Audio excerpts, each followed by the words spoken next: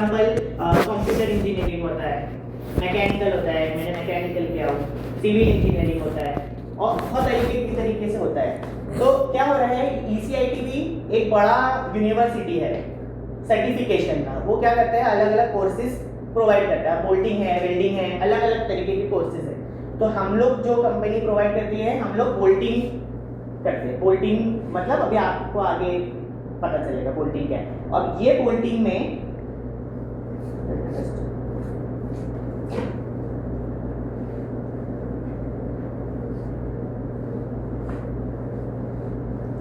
ठीक है, अभी हम पर्टिकुलरली बोल्टिंग कोर्सेज प्रोवाइड करते हैं। अब बोल्टिंग में भी बहुत तरीके के कोर्सेज होते हैं, जिसमें MGI 10, MGI 18,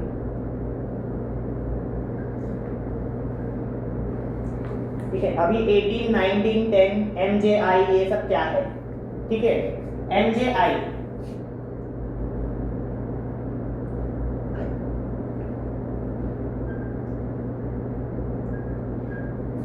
ये क्या है, देख के लग रहा है बराबर, एग्जैक्टली, एकदम करेक्ट। अब ये फ्लैंज है और ये सब क्या है, उसमें नट जाए, उसमें अपना स्टड जाएगा, नट जाएगा, आप लोग उसको टाइट करेंगे। तो यही अपन लोगों को बोल्टिंग करना है, ठीक है। अभी मुझे बताओ, अगर मैंने ये दो तरफ से टाइट कर दिया और यहाँ से मैंने टाइट नहीं किया तो क्या होगा, गैप आएगा। बट उससे गैप आने से क्या होगा, लीक होगा। तो लीक होगा तो अभी आप मेरे को बताओ, अगर मैं सिर्फ ये दो को टाइट करता हूँ और ये दो को मैं सिर्फ मतलब लूज नहीं करता हूँ, ऐसे नॉर्मल टाइट करता हूँ, तो क्या होगा, वो एक तरफ से झुक जाएगा, एक तरफ से ज्यादा ओपन रहेगा, एक तरफ से खुल जाएगा। ये मेरा फ्लैंज है, ठीक है। अब ये फ्लैंज है, अब मैं इसको यहाँ से टाइट कर रहा हूँ, ये दो को मैंने टाइट नहीं किया पीछे वाले को, तो वो क्या हो गया, मेरा लीक हो गया, गैप आ गया, मतलब मेरे को इक्वली वो टाइट नहीं हुआ। तो इंटीग्रिटी क्या होता है, इक्वल होता है, इक्वल ही हर जगह से टाइट करना है। जे क्या है, जॉइंट, ये जॉइंट है। अभी वेल्डिंग जॉइंट होता है, फिर अपना बोल्टिंग जॉइंट होता है, ये एक जॉइंट है। जॉइंट क्या होता है, जो दो पाइप को कनेक्ट करता है उसको जॉइंट बोलते हैं। तो ये जॉइंट है। और मैकेनिकल क्या है, हम उस पर मैकेनिकल ऑपरेशन परफॉर्म कर रहे हैं, तो हम मैकेनिकली उसको बोल्टिंग करेंगे, हाइड्रोलिक मशीन लगाएंगे, तो वो मैकेनिकल हो गया। तो MJI, तो आज हमारा मेन कोर्स क्या है, MJI। अब MJI में अलग अलग 3 कोर्सेज है, ठीक है। अब ये 3 कोर्सेज क्या है, ये समझा आप लोग को। मैं MJI क्या है, कुछ डाउट रहा, मैं कुछ ज्यादा फास्ट जा रहा हूँ, ठीक है, वो मेरे को आप लोग रोक के पूछ सकते हो। अब ये MJI तो समझ गए, MJI मतलब मैकेनिकल जॉइंट इंटीग्रिटी, जो अपन लोग को फ्लैंज को टाइट करना है, लेकिन हर जगह से इक्वली टाइट करना है। अब ये 10 क्या है, 10, 18, 19, ये सब अलग अलग कोर्सेज है। जैसे कि इंजीनियरिंग में mechanical, civil, electrical, XYZ, civil, तो वैसे ही M10, 11, अपना 10, 11, 18, 19, 20, 22 बहुत होते हैं। तो आप लोगों को जो अभी जैसे कि ये हैंड वर्किंग का है, ठीक है, ये है 18 टेंशनिंग, ये भी एक तरीके का बोल्टिंग ऑपरेशन। ये है हाइड्रोलिक टॉर्किंग।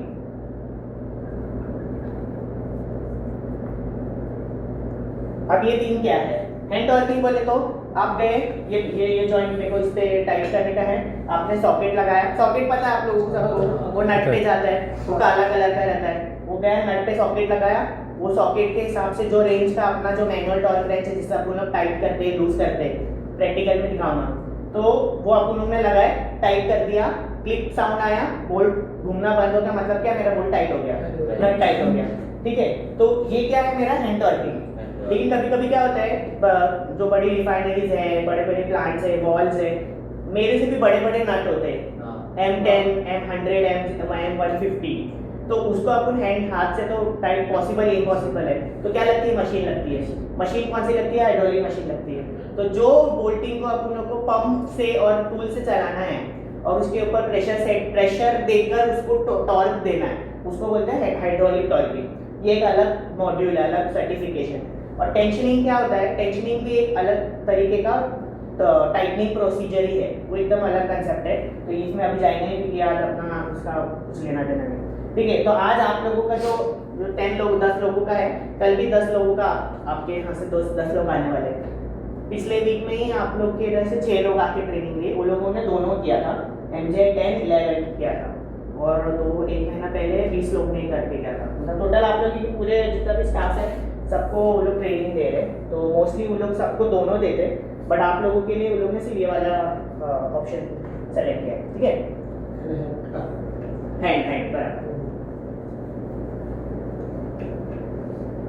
तो आज पूरे दिन में क्या क्या होगा मैं बता देता हूँ शॉर्ट में।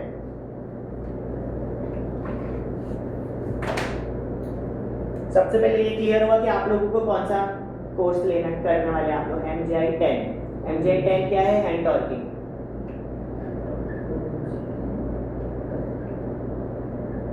ठीक है, अब इसके अंदर सबसे पहले हम लोग क्या करेंगे, रजिस्ट्रेशन करेंगे आप लोगों का,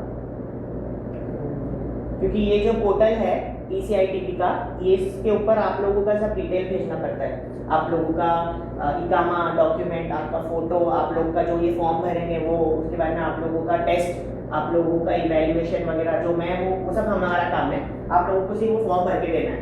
इसके बाद में थ्योरी होगा,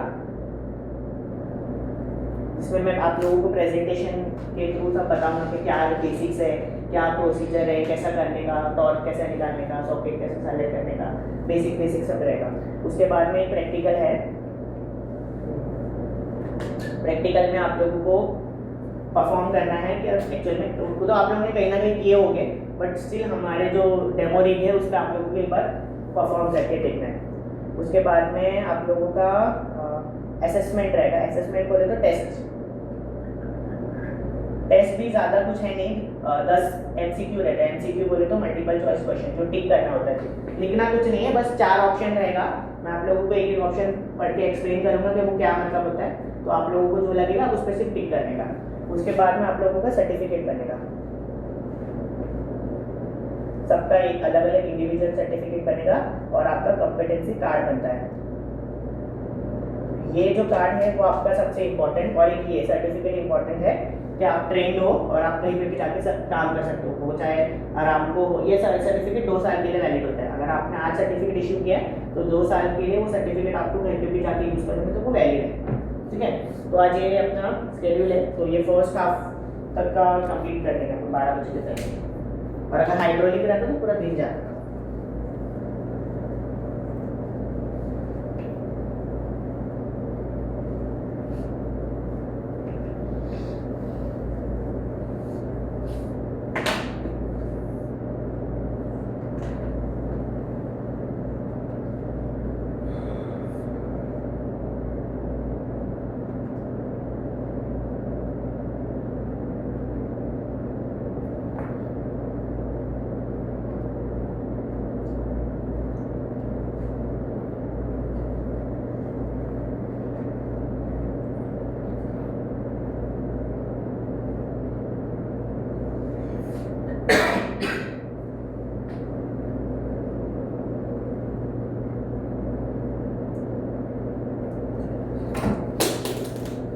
जो अभी स्टार्टिंग में डिस्कस किए MJI, मैकेनिकल जॉइंट इंटीग्रिटी, इसका ये समझा कि मैकेनिकल जॉइंट इंटीग्रिटी क्या होता है। अपन लोगों को कोई भी जॉइंट को खोलना या बंद करना है, लेकिन इक्वली हर जगह पे इक्वल टॉर्क वैल्यू से टाइट करने का है, तो उसको बोलते हैं mechanical joint integrity. Mechanical joint integrity में अलग अलग कोर्सेज होता है, उसके अंदर हम लोगों का आज जो कोर्स है उसका नाम है MJI 10। MJI 10 बोले तो हैंड टॉर्किंग, ठीक है।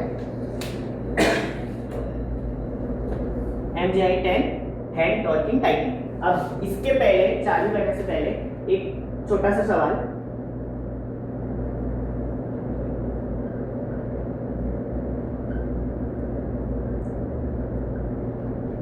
ये दोनों में फर्क कुछ बेसिक, टाइटनिंग और टॉर्किंग दोनों तो सेम है, आप बोलेंगे क्या है टाइटनिंग टॉर्किंग, क्या फर्क है? कुछ भी बेसिक, कुछ भी जरूरी नहीं है कि आप सही हो, गलत भी होंगे तो चलेगा, कोई प्रॉब्लम नहीं। टॉर्किंग में होता है उसका जो मशीन है ना, उसमें एक लेवल लगाता है कितना नट का है, कितना टाइट है, ठीक है। और ट्रैकिंग हो तो हाथ से पूरा करेगा तो वो फिक्स नहीं के वो हो गया। मतलब आप बोलना चाह रहे हैं कि टॉर्किंग में आप लोग उसको एक वैल्यू पे टाइट करते हैं, ठीक है, बराबर। और कुछ भी आप लोग, ऐसे जरूरी नहीं है कि आप सही हो, आप लोगों को पता नहीं, इसके लिए तो ट्रेनिंग के लिए आए हैं आप लोग ना। टाइटनिंग बोले तो क्या होता है, बस किसी चीज को टाइट करना, हाथ से घुमा के बस वो टाइट कर देना।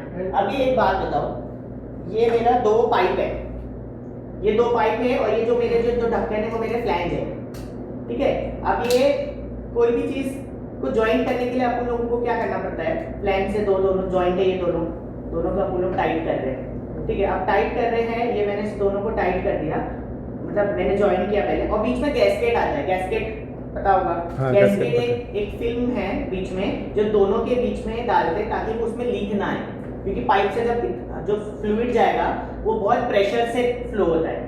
अब प्रेशर से फ्लो होता है, और है ना उसके अंदर बहुत केमिकल हाइड्रोकार्बन्स जो होते हैं वो बहुत अंदर फ्लो होते हैं, बहुत हाई प्रेशर से, तो वो एनवायरनमेंट में लीक नहीं होना चाहिए। अगर लीक होगा तो क्या होगा, वो बहुत सारा हजार्डस होगा। अच्छा, आप लोगों को इंडिया से कोई है, आपको भोपाल गैस इंसिडेंट कुछ पता है? भोपाल, आप इंडिया में कहाँ से हो? यूपी, भोपाल उधर ही है। तो भोपाल गैस प्लांट का एक्सीडेंट हुआ था, बहुत सारे लोग मरे थे उसके अंदर। एक इंसिडेंट बताता हूँ, भोपाल हमारे इंडिया में, भोपाल एक जगह है, वहाँ पे एक गैस प्लांट था, तो वहाँ पे केमिकल फैक्ट्री थी वो। वहाँ पे क्या हुआ, एक छोटा सा एक्सीडेंट हुआ, और वो एक्सीडेंट से जो केमिकल था वो जो एनवायरनमेंट में है वो फैल गया, पूरा आसपास में बादल में हवा में फैल गया। अब वो उसके आसपास के जितने भी गांव थे ना, वो गांव में बहुत लोगों की मौत हो गई। क्यों? क्योंकि वो उन लोगों ने वो गैस को सूंघ लिया। तो वहाँ पे क्या हुआ रहेगा, जो जॉइंट है वो प्रॉपरली टाइट नहीं किया गया रहेगा, लीक आया। क्यों नहीं आया? तो लीक ना आए, इतने हाई प्रेशर से कोई सामने वाला बंदा इंजर्ड ना हो, उसके वजह से हम लोग क्या करते हैं, इसको टॉर्किंग देते हैं। टाइटनिंग और टॉर्किंग में मेन फर्क है कि हाँ, टाइटनिंग में हम लोग सिर्फ टाइट करते हैं, हैंड टाइट करते हैं, और टॉर्किंग में उसको जितना फोर्स चाहिए उसको उतना ही देते हैं। जैसे कि अगर उसको 100 न्यूटन मीटर चाहिए तो उसको अपन 100 न्यूटन मीटर ही देंगे, क्योंकि उसको उतना टाइट चाहिए, ना ज़्यादा ना कम। तो टाइटनिंग और टॉर्किंग में ये फर्क है कि हम टाइटनिंग में क्या करते हैं, बस हैंड टाइट करके छोड़ देते हैं उसको, कि हाँ बस टाइट हो गया है, ठीक है। और टॉर्किंग में हम लोग एक वैल्यू देते हैं उसको। अब वो वैल्यू क्या है मैं बताता हूँ आपको। न्यूटन मीटर हो सकता है, फुट एलबीएस है। अब ये न्यूटन मीटर फुट एलबीएस क्या है, ये वैल्यूज है जिस पे हम लोग कोई चीज़ को मेजर करते हैं। अभी एग्जांपल, आप दूध लेने जाते हो तो आप अब दुकान वाले को तो ये नहीं बोलते होंगे 1 दूध दे दे, 2 दूध दे दे, एक और, अच्छा ठीक है, दाल, अपन दाल खरीदने जाते हैं राशन पे, मुझे 2 दाल दे दे। तो 2 दाल का मतलब क्या है, आप आगे कुछ लगाते हो, किलो, लीटर। तो लीटर और किलो क्या है, उसका मेजरिंग यूनिट है, मतलब उससे वो पहचान रहा है कि उसको 2 किलो दाल चाहिए, 5 किलो दाल चाहिए। अब 2 दाल देते बोले तो वो 2 दालें थोड़ी निकाल के देगा, आपको उसको मेंशन करना पड़ेगा ना कि 2 किलो दाल दे दे, 5 लीटर दाल दे दे। तो जो लीटर, किलो, टन, ये सब क्या है, यूनिट है, मेजरमेंट यूनिट बोलते हैं। तो वैसे ही अभी अपन टॉर्क देंगे, मैं आपको बोला इसको मुझे 100 पे टाइट कर दे, तो 100 क्या हाई पे टाइट करूँ मैं, कुछ मेरे को बोलना पड़ेगा ना आगे, न्यूटन मीटर पे टाइट कर दे, फुट एलबीएस पे टाइट करते हैं। अभी एशियन कंट्रीज और जो यूरोपियन कंट्रीज है वहाँ पे दो तरीके के यूनिट्स चलते हैं। अभी एक होता है इंपीरियल और एक होता है मैट्रिक। इंपीरियल और मैट्रिक में क्या फर्क है, मैट्रिक में हम उसको mm में या मीटर में मेजर करते हैं, और इंपीरियल में हम इसको इंच में करते हैं या फुट में मेजर करते हैं। मतलब एशियन कंट्री, मतलब यूरोप, यूके, यूएस, वहाँ पे अगर टाइटनिंग कर रहे हैं, इवन इन गल्फ, यहाँ पे सऊदी में वहाँ पे इंच ज़्यादा चलता है, और गल्फ जो एशियन कंट्रीज है, बांग्लादेश, इंडिया, पाकिस्तान और श्रीलंका और जो जितने भी साउदर्न एशियन कंट्रीज है वहाँ पे mm चलता है। और इसमें क्या से फुट एलबीएस, मतलब आप लोग जिम जाते होंगे, वहाँ पे एलबीएस में डंबल्स पे लिखा रहता है एलबीएस किलो, यहाँ पे न्यूटन। अब ये न्यूटन क्या है वो बताता हूँ आपको, ठीक है। तो बेसिक डिफरेंस समझ में आया। टाइटनिंग और टॉर्किंग में क्या होता है, टाइटनिंग में हम सिर्फ हाथ से टाइट करके छोड़ देते हैं, टॉर्किंग में क्या करते हैं, हम उसको पर्टिकुलर जितना उसका वैल्यू है उस पे ही टाइट करना है ताकि लीक ना हो।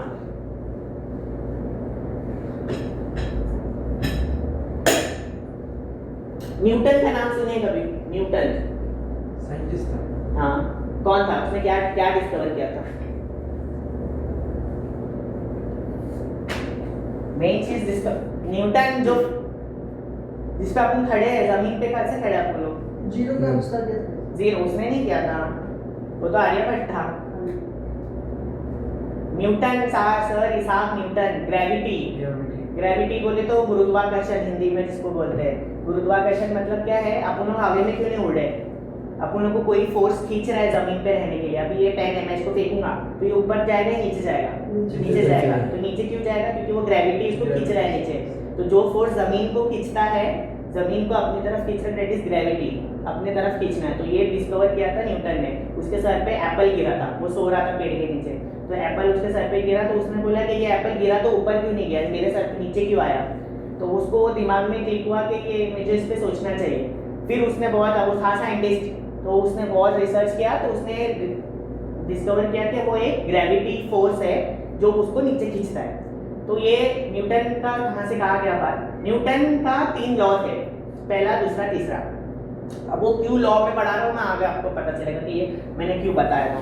ठीक है, अभी मेरे को बताओ, मैं ये मेरा रिमोट है। अब ये रिमोट को मुझे इधर से यहाँ तक शिफ्ट करना है, तो वो जाएगा क्या? जब तक मैं उसको हाथ नहीं लाऊंगा तो वो जाने वाला है क्या?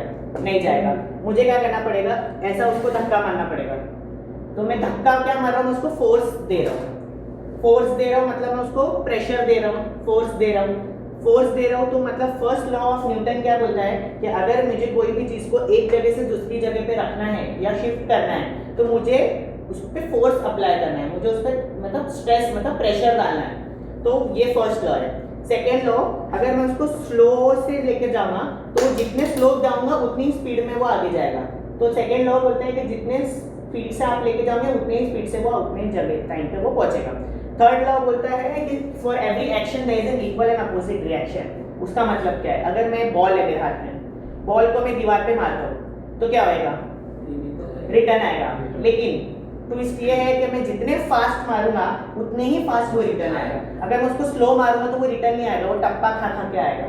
मतलब ये क्या है? जो एक्शन मैंने दिया वही रिएक्शन मुझे मिला। मैंने स्लो फेंका, स्लो बॉल आया। मैंने फास्ट मारा, फास्ट आया। अभी मुझे कोई लाफा मार रहा है, थप्पड़, अभी कोई मुझे बस ऐसा हल्का सा मार देगा तो मुझे यहाँ पे लाल होगा? नहीं होगा। लेकिन कोई मुझे खींच के मार देगा तो यहाँ क्या होगा? मेरे को लाल हो जाएगा। मेरे जो यहाँ पे जो सेल्स है वो रिएक्ट करेंगे और वो क्या होगा? लाल हो जाएगा। तो ये 3 एग्जाम्पल क्यों दे रहा हूँ मैं आपको आगे बताऊंगा। तो न्यूटन से जो वो मैं फोर्स अप्लाई कर रहा हूँ ना, तो वो अभी मैं बोलूँगा कि मेरे को 100 फोर्स आगे भेजना है, तो मेरे को 100 न्यूटन, मतलब उसका क्या है? वो यूनिट, किलो, लीटर्स, तो उसको बोलते हैं न्यूटन। तो फोर्स को कभी भी न्यूटन में कैलकुलेट करते हैं। एफ इसका यूनिट क्या है? और अगर मुझे कोई भी चीज़ को यहाँ से यहाँ भेजना है तो वो मैं ये क्या है? ये मेरा डिस्टेंस है। तो डिस्टेंस को मैं कैसे कैलकुलेट करता हूँ? अभी आप लोगों को, मुझे बकाला जाना है, अभी आप लोगों को बोलते हैं ना बकाला की तरह, तो मैं बोलता हूँ 100 मीटर पे है, 10 मीटर पे है, तो या 10 mm में है, तो मैं क्या कर रहा हूँ? मेजर, आपको डिस्टेंस मेजर यूनिट बता रहा हूँ, तो वो हमेशा मीटर्स में होता है। तो ये है डिस्टेंस, क्या हुआ अपना? मीटर। तो टॉर्किंग का फॉर्मूला क्या है? F into T. एफ क्या है मेरा? न्यूटन, और ये इंटू डिस्टेंस क्या है मेरा? m। कोई भी चीज को फोर्स लगा रहे हैं, ये टॉर्क है, ये F है, ये D है, और मुझे यहाँ से उसको टॉर्क देना है, मतलब घुमा रहा हूँ मैं उसको। टॉर्क मतलब ट्विस्टिंग मूवमेंट, रोटेटिंग मूवमेंट, तो मैं उसको घुमा रहा हूँ। तो ये मैं क्या कर रहा हूँ? उसको फोर्स दे रहा हूँ कोई भी नट को। तो मैं क्या कर रहा हूँ? यहाँ से उसको कभी भी ऐसा टाइट कौन से डायरेक्शन में होता है, लूज कौन से डायरेक्शन में होता है? क्लॉकवाइज टाइट होता है। यस। और लूज जो होता है वो एंटी क्लॉक, मतलब अगर ये मेरा बोल्ट है, मेरे को इसको टाइट करना है, लूज करना है। अगर मैं इसको टाइट कर रहा हूँ तो मैं उसको ऐसा घुमाऊंगा, मतलब क्लॉकवाइज डायरेक्शन, सीधे हाथ पे घुमाऊंगा। और लूज जब भी करना है तो उसको उल्टा घुमाऊंगा, मतलब एंटी क्लॉकवाइज। तो अभी हम क्या कर रहे हैं? टॉर्क दे रहे हैं। ये मेरा बोल्ट है, ठीक है। अब मेरे को इसको टॉर्क देना है, तो मैं टॉर्क दूंगा, मतलब मेरे को टॉर्किंग देना है, मेरे को टाइट करना है उसको। टॉर्किंग और डिटॉर्किंग होता है। डिटॉर्किंग बोले तो लूजनिंग होता है उसको। अब मुझे इसको टाइट करना है तो मैं क्या करूँगा? इसको मैं ऐसा घुमाऊंगा, सीधे हाथ पे घुमाऊंगा, तो मैं ये क्या दे रहा हूँ उसको घुमा रहा हूँ, मतलब क्या फर्स्ट लॉ, फर्स्ट लॉ क्या कर रहा हूँ उसको फोर्स दे रहा हूँ, फोर्स दे रहा हूँ, तो मेरा यूनिट क्या है फोर्स का, न्यूटन। अब मैं घुमा रहा हूँ तो मेरा इधर से ये मेरा पेन यहाँ गया, मेरा मैं डिस्टेंस दिया उसको कुछ, तो डिस्टेंस क्या है मेरा मीटर है, तो न्यूटन मीटर। तो कभी भी हम बोलेंगे कि मेरे को कोई भी तुमको बोला कि मेरे को इस पे टॉर्किंग करना है, तो आप लोगों को पूछना है कि कितने न्यूटन मीटर पे टॉर्क दो इसका टॉर्क वैल्यू दो, तो टॉर्क का जो वैल्यू होता है वो न्यूटन मीटर होता है। ठीक है, ये समझा? आपको कुछ डाउट है इसमें? ठीक है, ये बहुत बेसिक है, फिर भी मैं आप लोग के नॉलेज के लिए बताया।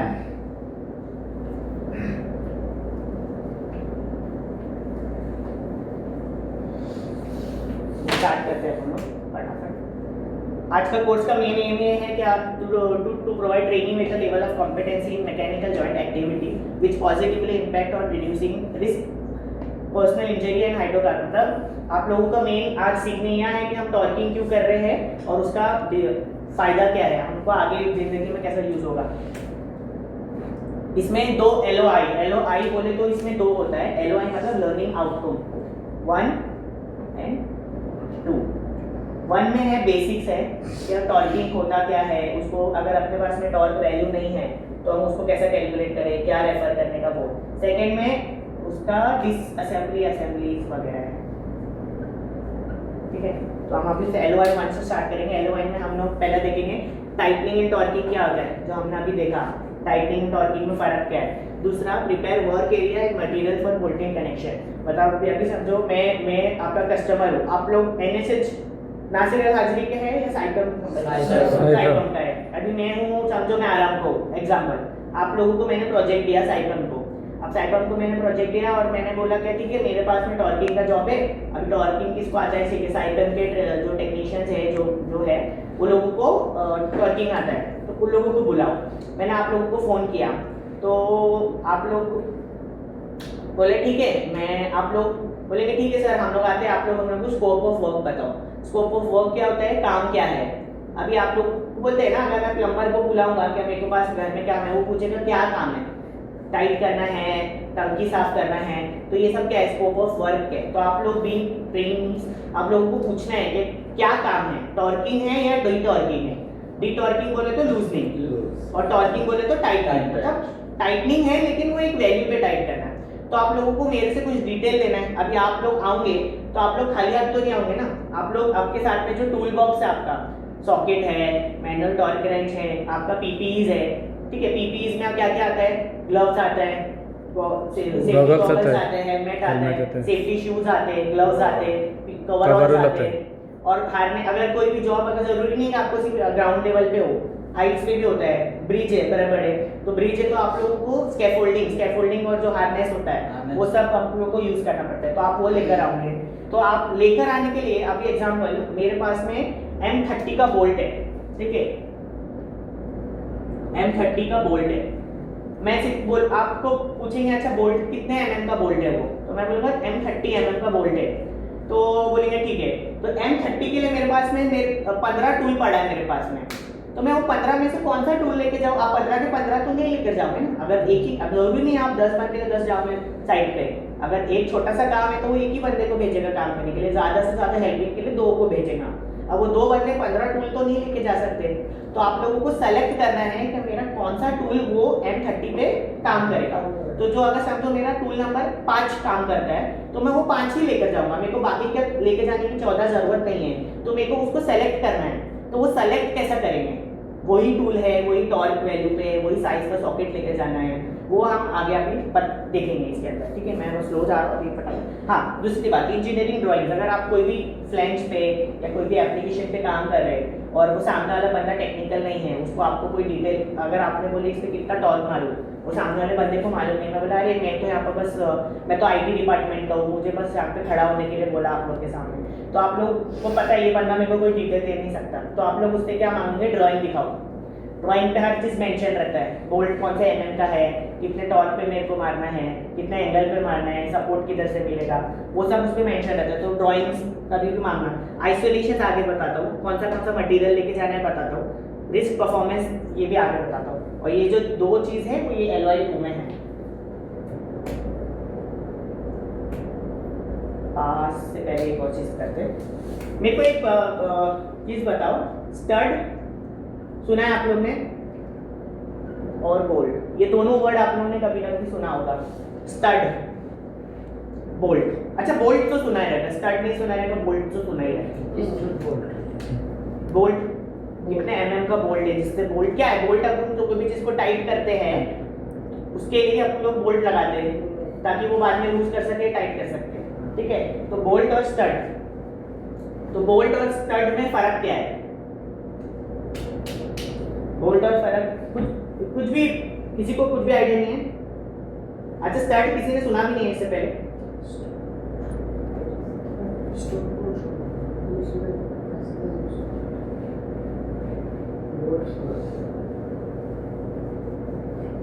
ये क्या है?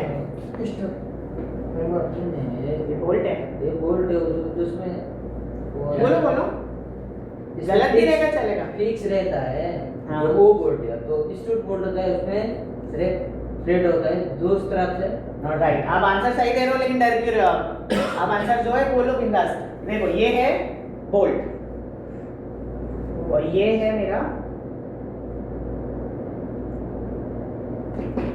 और दोनों में फर्क क्या है? वो स्टूट बोल्ट है। दूसरा में स्टड कभी बोल्ट नहीं होता है, स्टड स्टड ही होता है। बोल्ट बोलेंगे तो ये हो जाएगा।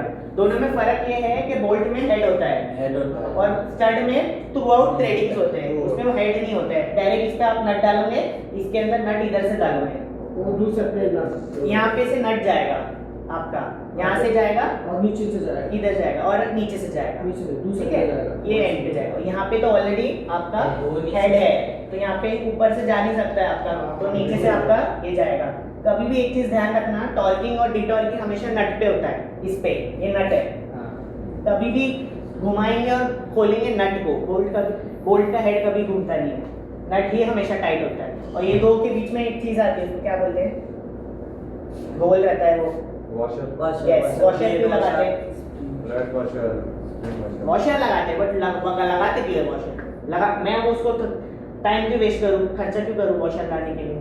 तो वजह होगी ना उसकी, मोर टाइटनिंग। ठीक है। एक पॉइंट है वो वैलिड। ताकि अभी क्या होता है, कभी आप लोग ने कोई भी चीज़ को टाइट किया और वो कुछ ही, जैसे आप मशीन चालू करें तो वाइब्रेशंस आते हैं। वाइब्रेशन से क्या होता है, मेरा बोल्ट लूज होने लगता है। अगर आपने 100 पे टाइट किया है तो वो 90 पे आ जाएगा। क्यों? ड्यू टू वाइब्रेशन, फ्रिक्शन होगा दोनों के बीच में, तो वो लूज ना हो उसके लिए अपन लोग वॉशर लगाते हैं, ये रीज़न है। और दूसरा रीज़न ये है कि नट और ये इसके बीच में अगर आपने उसको टाइट कर दिया तो जो नट का जो नीचे का हिस्सा है वो डैमेज हो जाता है। तो वो डैमेज ना हो उसके लिए बीच में अपन लोग क्या करते हैं, पैकिंग। अभी आप लोग क्या करते हैं, अगर अपना फ्लोर आप कबर्ड है, कबर्ड के नीचे कभी कभी पैकिंग्स लगाता है कोई, क्यों लगाता है? ताकि मेरी टाइल्स खराब ना हो। तो वही इसका एक छोटा सा कंसेप्ट है कि पैकिंग का काम करता है, लूज नहीं होने देता है बोल्ट को, इसके लिए बोलते हैं। तो स्टड और बोल्ट का डिफरेंस समझ में आया आप लोगों को? बोल्ट में कभी भी बोल्ट बोलूंगा तो आप लोगों को समझना है कि जिसका हेड है, और स्टड बोलूंगा मतलब वो थ्रू आउट थ्रेडेड पार्ट है, उसमें कोई हेड नहीं है, ठीक है।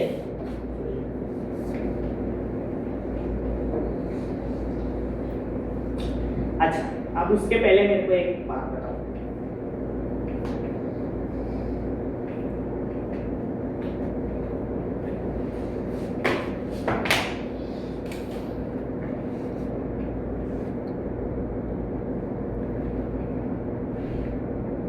ये क्या क्या चीज है?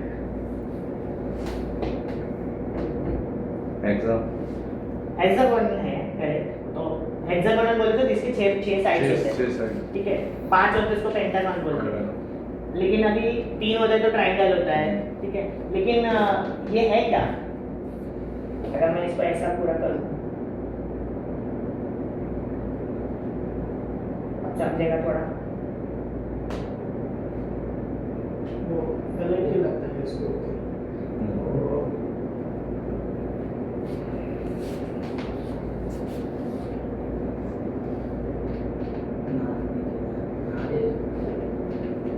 अब समझा?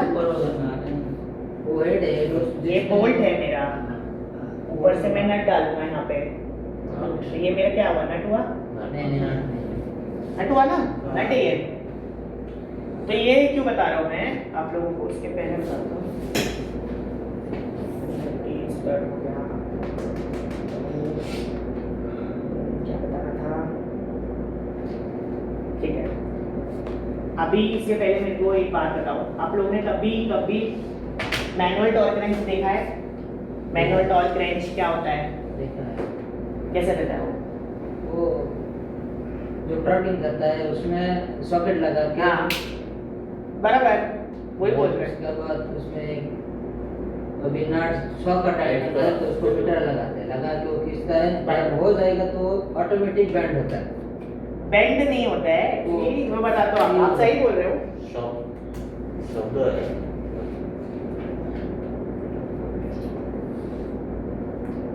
भाई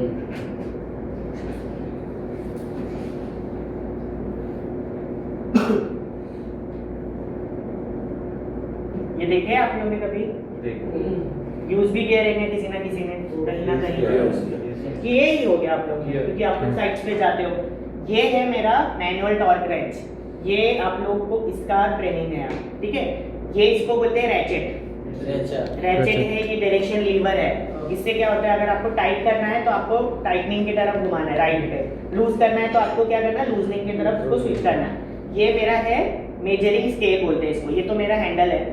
यहाँ पे अगर आप देखेंगे तो बहुत सारा ऐसे लाइन दिया हुआ है, वो लाइन क्या है, मेरा रीडिंग्स है जिसपे आपको टॉर्क सेट करना है। अगर मैं बोला मेरे को 500 न्यूटन पे सेट करना है तो आप लोगों को क्या करना है, ये जो रोटेटिंग वाला है उसको घुमा के 500 लाइन तक रखना है। 500 लाइन पे लाने का मतलब क्या हो रहा है, आप 500 न्यूटन मीटर पे उसको टाइट कर रहे हो, ठीक है। और इसकी जो ब्लैक कलर का पार्ट है, इसके आगे एक स्क्वायर ड्राइव आता है, ऐसा निकला हुआ काला कलर का रहता है, उसके ऊपर क्या होता है, सॉकेट लगता है ब्लैक कलर का जो आप लोग बोल रहे हैं। तो ठीक है, तो अगर आप मेरे को एक बात बताओ, अभी मेरा M30 का मैंने आपको बुलाया और बोला कि मेरा M30 का ये है नट है,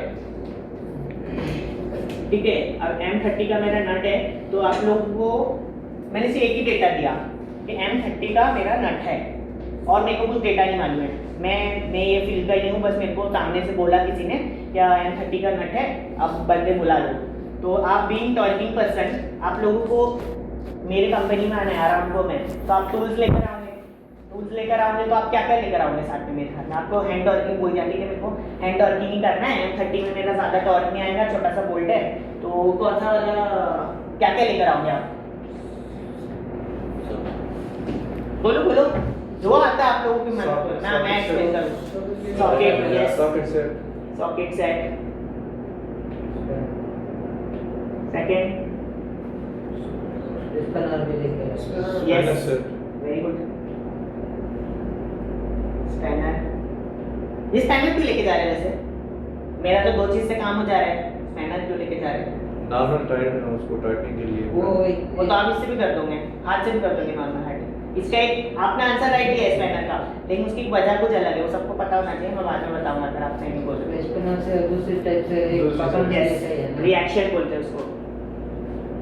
वो ये रिएक्शन क्या है, मैं आपको जो थर्ड लॉ वाला बोला था ना न्यूटन का, जितने फोर्स से आप बॉल मारोगे उतने फोर्स से रिटर्न आओगे, वैसे ही अगर आप जितने जोर से आगे टाइट करोगे उतने ही टाइट से मुझे पीछे उसका रिएक्शन देना है, पीछे सपोर्ट देना है। 100 का उसको टाइट करो तो 100 के मेरे को पीछे से उसका स्पैनर लगाना है, ताकि वो क्या हो, मेरा बोल्ट टाइट हो। एक तरफ से यहाँ से टाइट होगा, दूसरे एंड से आप उसको रोकोगे तो जाके वो मेरा टाइट होगा, इसके लिए स्पैनर यूज होता है। थर्ड मेन चीज तो भूल ही रहे हो आप लोग,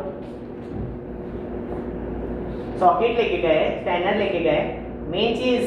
लेकिन लेना कौन सा साइज होगी तुम्हारा? ठीक है, वो साइज पे अपन बाद में जाएंगे, अभी लेके क्या जाना है वो बताओ मुझे। ये मेन चीज जो बोल रहे, टॉर्किंग गन एक अलग हो जाता है, ये टॉर्क रेंच बोलते हैं इसको, टॉर्क रेंच, ठीक है, रेंच, टॉर्क रेंच। अब टॉर्क रेंच में भी अलग अलग आता है, हैंड टॉर्क रेंच जिसको मैनुअल टॉर्क रेंच भी बोलते हैं, hydraulic torque wrench, pneumatic torque wrench, जो बोले वो फोटो में दिख रहा है वहाँ पे, वो बैटरी वाला है, बैटरी वाला, वो ऊपर जो लगा है वो न्यूमेटिक वाला है। तो जो गन वाला बोल रहे हैं वो गन वाला वहाँ है, और जो अगर आप गन वाला बोलेंगे तो लोग वो लेकर आएंगे, और अगर आप मैनुअल टॉर्क रेंच बोलेंगे तो आप लोग ये लेकर आएंगे जो फोटो में दिख रहा है। तो मेन चीज़ क्या है, मैनुअल टॉर्क रेंच, MTW बोलते हैं उसको शॉर्ट फॉर्म में। और कुछ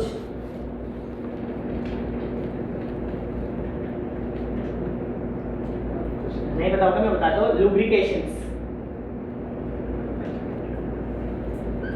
ग्रीस, मॉलिक्यूल, अब ये सब क्यों यूज होता है मैं बताता हूँ। ठीक है, तो आप लोगों को कंसेप्ट मालूम है कि अगर मैं टॉर्किंग के लिए जाऊंगा तो मुझे ये चीजें लगेगा। अब ये चीजों में सॉकेट सेट बोला आप लोगों ने। अब सेट में मेरे पास में 100 सॉकेट है, मेरे मेरे मेरे स्टोर में पड़ा हुआ है। अब मैं 100 सॉकेट 100 लेके जाऊंगा? नहीं, यस करेक्ट, मैं 100 तो नहीं लेके जा सकता हूँ, तो मैं कौन सा लेकर जाऊँ सॉकेट? M30 में 46 लगेगा, वो लेके जाएगा। बराबर, आंसर एकदम सही दिया, लेकिन मेरे को बताओ अभी आपको 46 पता है, मैं मेरा तो M30 बोल्ट है, 46 को क्यों लेकर आएंगे आप? M30 में तो 46 ही नहीं, वो आपको टेक्निकली प्रैक्टिकली पता है, लेकिन आपको थ्योरी चल रहा है अपना, तो लोगों को कंसेप्ट पता होना चाहिए कि 46 क्यों लेके जा रहा हूँ। एक आदमी को तो पता है, दूसरे को नहीं पता। एग्जैक्टली, अभी आपको पता है वो 46 का क्यों लेके जा रहा है, या आपको पता था कि मैं M30 के नट टाइट करने के लिए 46 का सॉकेट लेकर जाऊंगा? नहीं पता है। नहीं पता होगा ऑब्वियसली, आप लोग नहीं मालूम है, आप लोगों ने कभी नहीं किए। उनको पता है क्योंकि उन्होंने कभी ना कहीं प्रैक्टिकल किया है, उसके लिए उनको पता है, बट थ्योरेटिकली उनको भी क्लियर नहीं है। आपको पता था 46 लेके जाना है, अगर वो नहीं आंसर देता तो आप लोग मुझे क्या बोलते हैं, मैं M30 का सॉकेट लेके जाता था, करेक्ट। आप आंसर देते थे, आपको पूछता तो आप क्या बोलते थे, या ठीक है M30 बोला है इन्होंने तो मैं M30 का ही सॉकेट लेकर जाऊंगा। नहीं, आपने आंसर सही दिया था 46 का। अच्छा ठीक है, वो उसके जाने के पहला ये चीज क्लियर हुआ ना, ये क्या क्या लेकर जाएंगे हम लोग, मैनुअल टॉलरेंस लेके जाएंगे, स्पैनर लेके जाएंगे, सॉकेट वॉकेट सब लेकर जाएंगे। अभी मैं एक बात बताऊं, अभी मेरा जो सॉकेट है इसमें मेरे 100 अलग अलग तरीके के सॉकेट्स हैं मेरे इन्वेंटरी में। इन्वेंटरी बोले तो मेरा स्टोर्स में, ठीक है, स्टॉक बोलते हैं उसको। अभी M जो 30 है इसके लिए इन्होंने आंसर दिया 46 mm का सॉकेट लेके जाऊंगा मैं, तो ये सॉकेट होता है, ठीक है, इसके ऊपर मेरा टूल लगेगा। तो ये जो 46 का मेरा जो सॉकेट है, आंसर एकदम सही है, लेकिन ये आया कैसे? कभी भी अपन को सामने वाला बोलता है नट साइज और बोल्ट साइज, तो मैंने आप लोगों को ये बोला था ये मेरा बोल्ट का साइज है, ये जो मेरा M30 है ये मेरा ये है M30। और अगर मैं बोलता मेरा नट साइज 40 है या 36 है तो मैं ये बोलता आप लोगों को। तो नट कभी भी ध्यान देना सामने वाला क्या बोल रहा है, स्टड का साइज बोल रहा है, स्टड या नट, ये बोल्ट। अगर आप सामने वाला बोल रहे हैं मेरा बोल्ट 30 का है, तो आप लोगों को सॉकेट जो है नट के हिसाब से लेके जाना पड़ेगा। तो कभी भी याद रखना, ठीक है, चलो ये हो गया, ये हटा दो।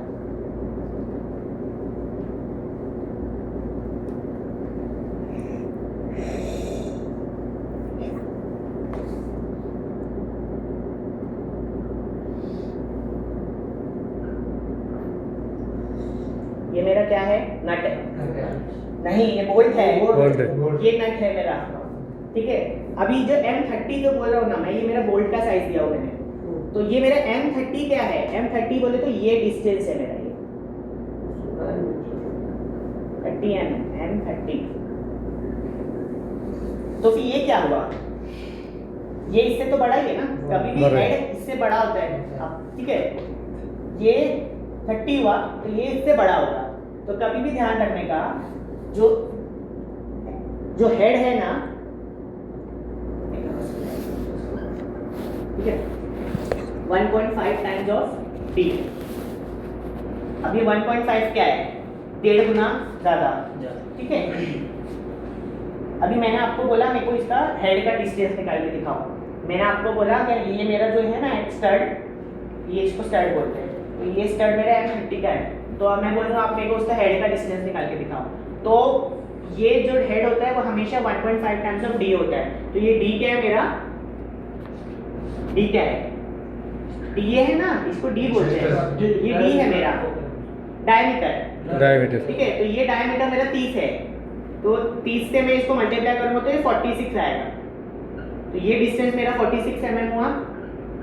अभी अपन लोगों को पता है नीचे से एक मेरा नट आने वाला है, ऊपर जाएगा, इससे टाइट होगा, तो ये और ये हमेशा सेम होता है। नट का हेड, बोल्ट का हेड और नट का साइज हमेशा सेम होता है, ठीक है। वो बड़ा कभी देखे हो, नट बोल्ट का हेड छोटा है, नट बड़ा है, जाएगा ही, क्योंकि वो यहाँ पे इसका ट्रेडिंग्स होती है ना, इंटरनल ट्रेडिंग्स, इसके अंदर छोटे छोटे ऐसे ट्रेडिंग्स होगा, तभी तो वो अंदर घूमेगा ना, रोटेट होगा, तो वो ट्रेडिंग और ये ट्रेडिंग मैच होना चाहिए। तो ये और ये दोनों हेड इक्वल होते हैं। तो कभी भी सॉकेट लेकर जाना है हम लोगों को ना, तो अगर सामने वाले ने बोल्ट का साइज दिया है तो वो बोल्ट के साइज को 1.5 टाइम्स से मल्टीप्लाई करने का, फिर वो जो वैल्यू आएगा उतने का सॉकेट लेकर जाना है। तो जो आपने 46 बोला था, आंसर राइट बोला था कि ये M30 के लिए मेरे को 46 mm का सॉकेट लगेगा। क्यों लगा वो मैंने, क्योंकि आप लोगों को इसका बोल्ट का साइज दिया था, नट का साइज नहीं दिया। अगर मैं आप लोगों को बोलता 46 mm का मेरा सॉकेट नट है तो आप डायरेक्टली 46 mm का सॉकेट लेके जाते हैं, क्योंकि मेरा सॉकेट मेरे नट पे बैठने वाला है। क्लियर हुआ? कुछ डाउट है इसमें क्या मैंने बताया? मैंने अगर आपको बोला कि मेरा बोल्ट इसका है 30 का है, तो बोल्ट 30 का मतलब मैं ये डिस्टेंस बोल रहा हूँ, डायमीटर बोल रहा हूँ मैं सॉकेट नहीं बोल रहा हूँ, मैं नट का साइज नहीं बोल रहा हूँ। तो आपको 1.5 टाइम्स ऑफ डी करना है। डी क्या है मेरा? ये है। ठीक है, तो सॉकेट कैसा निकालते हैं वो समझा? अगर हमें वो नट का साइज बोलते हैं, हाँ, फिर हम कैसे मेजर करें? नहीं ना, अब हमको करने की जरूरत ही नहीं है ना। मैंने आपको नट साइज बोलूंगा 46 है, तो आप डायरेक्ट 46 का सॉकेट मिलता है, अवेलेबल है, तो आप डायरेक्टली 46 का सॉकेट लाओगे, क्योंकि मैंने आप लोग को इसका साइज दिया, मैंने इसका साइज नहीं दिया। जी। ऊपर वाला देगा तो आपको वही लगेगा, जो बोलेगा वही। मैंने आपको नट का साइज दिया, तो नट हमेशा, सॉकेट हमेशा नट के ऊपर लगता है, उसके ऊपर। तो मैंने आपको नट का साइज दिया, मतलब मैंने आपको सॉकेट का साइज दे दिया कि अब ये इस पे लगने वाला ये साइज का लेकर आओ मैच करके। अगर मैं आपको बोल्ट का साइज देता ये वाला, तो आपको 1.5 टाइम्स से मल्टीप्लाई करना पड़ता। ठीक है, समझा कंसेप्ट? समझा? ये क्या है? इसको बोलते हैं, एक टेक्निकल टर्म है, वो आपके टेस्ट में भी आएगा, आपको बताता हूँ।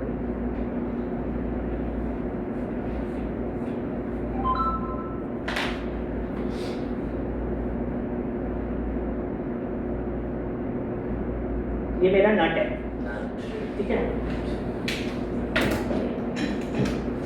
ये दोनों का जो डिस्टेंस होता है इसको बोलते हैं एक्रॉस फ्लैट, और ये जो दो कॉर्नर्स का डिस्टेंस है इसको बोलते हैं एक्रॉस कॉर्नर। अभी एक्रॉस फ्लैट और एक्रॉस कॉर्नर क्या है? एक्रॉस फ्लैट जो होता है हमेशा 1.5 डी, जो मैंने आपको बताया, इसको इन शॉर्ट सॉकेट साइज बोलते हैं। जो सॉकेट का जो साइज है जो मेरे नट पे बैठने वाला है वो हमेशा ये दोनों लाइन, पैरेलल लाइन के डिस्टेंस का होता है, हमेशा याद रखना।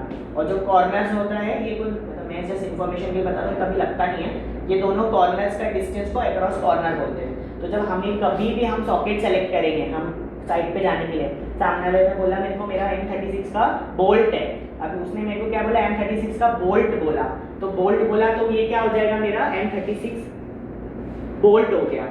ठीक है, बोल्ट हो गया तो मतलब ये क्या हो गया? मेरा D हो गया, ये D हो गया मेरा। अब मुझे एक्रॉस फ्लैट निकालना है, मतलब मेरे को सॉकेट का साइज निकालना है, तो मैं क्या करूँगा? 1.5 से ये D को मल्टीप्लाई करूँगा। ये D क्या है मेरा?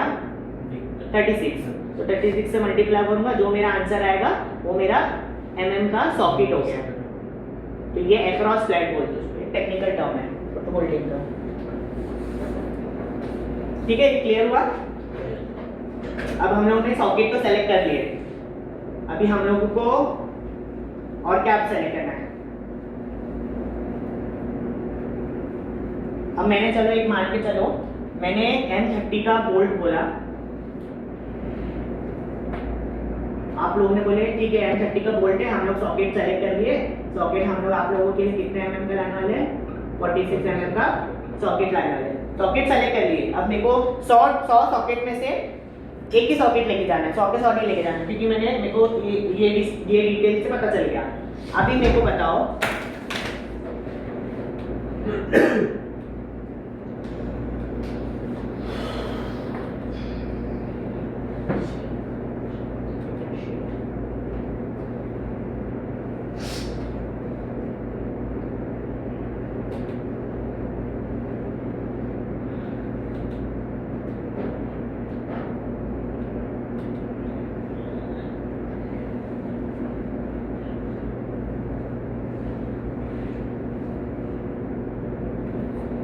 ये मैनुअल टॉलरेंस है मेरा, ये लेके जाने वाले हम लोग टाइट करने के लिए। अब ये जो ब्लैक कलर के ऊपर मेरा 46 mm का सॉकेट तो आने वाला है। अभी ये हमारे टूल है, हम लोग की कंपनी ये सेल भी करती है। अब मेरे पास में 10 मॉडल्स है, ठीक है। अब 10, ये चार्ट क्या है मालूम है? ये मॉडल नंबर है, ये मिनिमम मैक्सिमम टॉर्क वैल्यू, ये 2.5 न्यूटन मीटर से 11 न्यूटन मीटर तक ही टाइप करेगा। मुझे 20 न्यूटन मीटर टाइप करना है तो मेरे को क्या करना पड़ेगा, उसके ऊपर वाला मॉडल लेके जाना है, ठीक है। और ये उसका स्क्वायर ड्राइव है। स्क्वायर ड्राइव बोले तो क्या होता है, ये सॉकेट है, ये मेरा सॉकेट है, ये मेरे नट पे जाना है, ये मेरा नट है, ये सॉकेट मेरे नट पे जाएगा, बैठेगा, और ये सॉकेट के ऊपर एक ऐसे ब्लैंक जगह होती है जिसके ऊपर मेरा टूल लगता है, ये मेरा टूल है। तो ये मेरे टूल का जो स्क्वायर ड्राइव है और मेरा स्क्वायर जो सॉकेट का जो होल है वो दोनों मैच करना चाहिए। तो वो मैच करने के लिए क्या होता है, उसको स्क्वायर ड्राइव बोलते हैं। अब वो स्क्वायर ड्राइव क्या है, वो ये है, 1/2 इंच, 3/4, 1 इंच, अलग अलग साइज के होते हैं, ठीक है। अभी मेरे को बताओ M36 का M46 mm का सॉकेट पे कौन सा वाला मेरा, ये आप बता सकते हो मेरे को कोई भी कि कौन सा वाला मॉडल मेरे को लेके जाओ 30 के वोल्ट इसके लिए।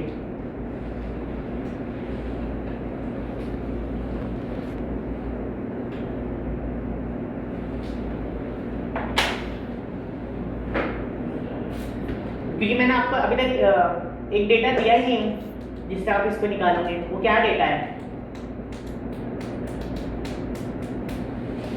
आप लोगों को ये 10 मॉडल में से एक मॉडल ही इस पे लगने वाला है, बाकी 9 के 9 मॉडल मेरे वेस्ट है। तो वो कौन सा मॉडल है जो मैं इसको सेलेक्ट करूं। अब क्या कौन सा डिटेल से आप उसको सेलेक्ट करोगे कि ये वाला मॉडल मेरे इस पे बैठने वाला है, बताओ।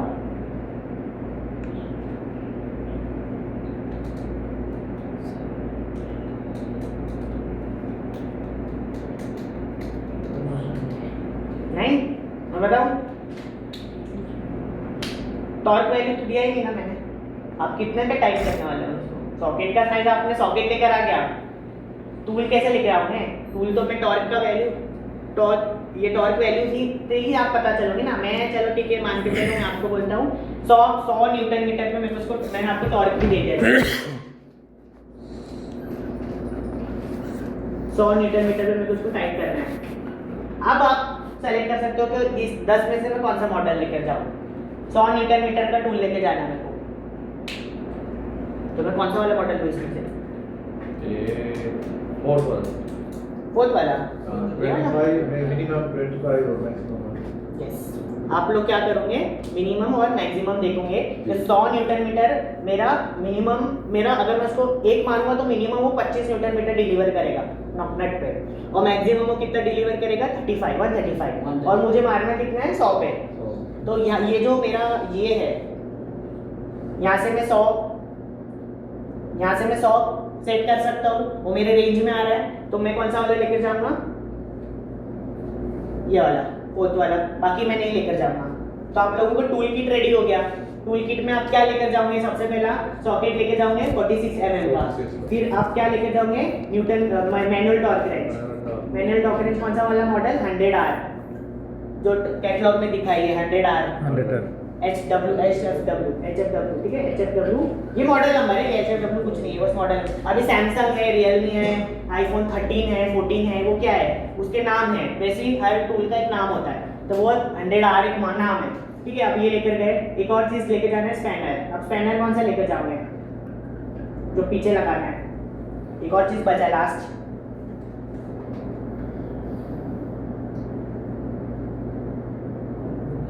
स्पैनर तो लेके जाना है ना, स्पैनर के बिना टाइट होगा क्या, नहीं होगा।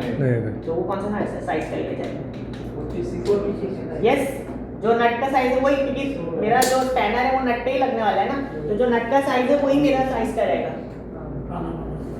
ठीक है। अच्छा लो अभी एक ट्विस्ट देता हूँ। अभी मेरे को एक बात बताओ, मैंने आप लोगों को अभी ये कंडीशन में मैंने आप लोगों को 100 न्यूटन मीटर वैल्यू दे दिया था, तो आपने मेरे को 100R सेलेक्ट करके दिया। अभी चलो मैं बोलता हूँ मेरे पास में टॉर्क वैल्यू नहीं है, मैं सेलेक्ट कर सकता हूँ, मैं सेलेक्ट कर लूंगा मॉडल बिना टॉर्क वैल्यू के। क्या लगता है, कर पाऊंगा नहीं कर पाऊंगा, कर पाऊंगा। स्टैंडर्ड से आप टॉर्क वैल्यू कैसे निकालोगे, आपको टॉर्क वैल्यू चाहिए ना। आपको जब तक मैं वैल्यू नहीं दूंगा आप क्या टाइप करोगे, आप तो हैंड टाइप करके बोल देंगे टाइप हो गया, उसको एक वैल्यू पे टाइप करना है, टॉर्किंग करना है ना। नहीं निकाल सकते, नहीं सेलेक्ट कर सकते टॉर्क वैल्यू पे, लेकिन उसका कोई तरीका तो होगा ना कैसे टॉर्क वैल्यू निकालते हैं। भले सामने वाले को नहीं पता तो जरूरी नहीं कि वो टॉर्क वैल्यू है ही नहीं, कहीं ना कोई तरीका आता है। आप तो स्किल्ड हो, मैं क्या बोलूँगा, अरे मेरे को तो पता नहीं, इसके लिए तो आपको बुलाया हो मैंने, वही आंसर देगा। बट आप ट्रेंड हो, आपने ट्रेनिंग लिया है, आप लोगों को काम आता है, अभी ट्रेनर हूँ मैं, तो अगर मैं आपको बता नहीं पाऊँ तो आप क्या बोलेंगे, आपको तो पता होना चाहिए, मैं तो ट्रेनर हूँ। तो बीइंग ट्रेनी और सामने वाली कंपनी ने आपको बुलाई तो वो लोग तो बोलेंगे तुम लोगों को तो पता होना चाहिए, तुम लोगों ने ट्रेनिंग लिया है, मेरे पास टॉर्क वैल्यू नहीं है। चलो, तो आप लोगों को आप टॉर्क कैसे निकालोगे, जी आपके पास में सॉकेट का वैल्यू है, निकाल सकते हैं, आंसर है निकाल सकते हैं। सामने वाला बंदा जरूरी नहीं है कि हर बार आपको टॉर्क वैल्यू दे दिया तो अच्छी बात है। हमेशा कस्टमर से, जो आपका जो सुपरवाइजर है या डिजाइनर है, उससे टॉर्क वैल्यू लेने का। अगर उसके पास नहीं है तो ये ट्रिक वो करने का। मैं आपको एक डॉक्यूमेंट दिखाता हूँ। बस साइड से फोन दे रहा है, रिसीव करो। हाँ हाँ, उठाओ। सलाम जी।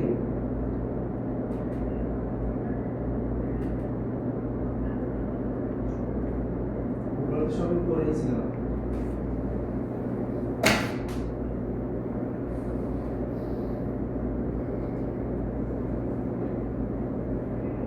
সোফাটা একটা নিয়ে গেছিল আর একটা রেখে গেছিল, নোটটা রেখে গেছিল। ওই শেষটা আগের সাইডে কাজ করছিল ওখানে দেখা যাচ্ছে।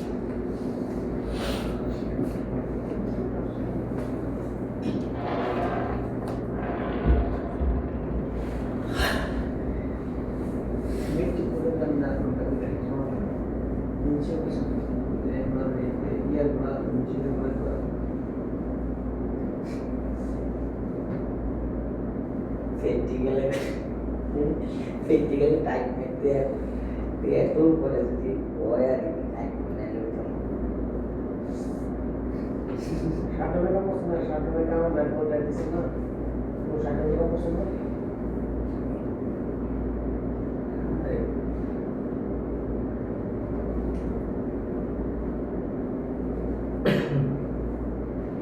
বেশি টেবিলের পাওয়া যায়, यहाँ একটা শিফট না, আগে শিফট পাওয়া যায়।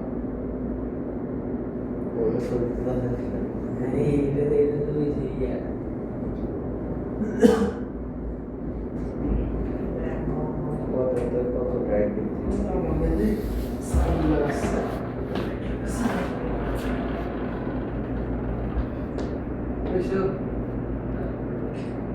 ये चाहिए तो मैं आपको शेयर कर दूंगा। ठीक है, तो अब तक का समझा? मैं फास्ट जा रहा हूँ या कुछ डाउट है तो बताओ आप लोग मेरे को। तो अब तक अपन लोग ने सॉकेट कैसे सेलेक्ट करते हैं वो देख लिए। टॉर्क, अगर अपने पास में टॉर्क का वैल्यू है तो अपन लोग को टॉर्क वैल्यू से अपन लोग कौन सा मॉडल टूल कौन सा लेके जाना है वो भी आ गया। लेकिन वो कौन सी कंडीशन में, जब हमको टॉर्क वैल्यू सामने वाले ने दिया है। लेकिन अभी हमको ऐसी भी सिचुएशन आती है कि हमारे पास में टॉर्क वैल्यू नहीं है, सिर्फ सॉकेट का नट का साइज है, तो वो कंडीशन में भी हमको ही निकालना है टॉर्क वैल्यू। सामने वाला तो बोलेगा आप लोग स्किल्ड है, इसके लिए तो आप लोगों को बुलाया हुआ मैंने, तो आप लोगों को पता होना चाहिए कि कितना मालूम है, मेरे को नहीं मालूम है, तो वो कंडीशन है ये। तो अच्छा ठीक है, उसके पहले ये एक चार्ट है, मैंने बताया नहीं पहले इसके लिए मैंने आप लोगों को मैनुअल वाला बताया। इसको है ना ये नट एंड बोल्ट चार्ट बोलते हैं। इसके अंदर जो मैं आप लोगों को मैनुअली बताया ना, जो M36 का M36 का बोल्ट है। अभी मैंने आपको बोला था बोल्ट M36 है, तो मेरा सॉकेट क्या रहेगा, सॉकेट कैसे निकालूं मैं? 36 मल्टीप्लाई 1.5। यस, 1.5 इंटू 36, तो जो भी आंसर आएगा वो मेरा सॉकेट रहेगा। सॉकेट का साइज।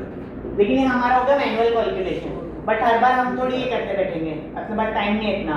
तो ये चार्ट है, ये कैलकुलेशन तब एप्लीकेबल है जब आपके पास में साइड पे मोबाइल अलाउड नहीं है, लैपटॉप्स अलाउड नहीं है, ये चार्ट अलाउड नहीं, ये चार्ट आपके पास अवेलेबल नहीं है, आपको वो हाथ से कैलकुलेट करना। तो वो केस में ही आपकी नॉलेज के लिए बताया, बट ये बहुत रेयर, आपको ज़रूरत नहीं पड़ेगी क्योंकि आपके पास हमेशा ये होना चाहिए। तो ठीक करते टाइम अभी मेरे को एक बात बताओ, मैं आपको बोला कि चलो मेरे पास में M45 का बोल्ट है, आपको M45 का बोल्ट और करना है आगे, तो आप कौन सा सॉकेट लेके जाओगे, इसमें से देख के बताओ मुझे। M45 का बोल्ट है मेरा,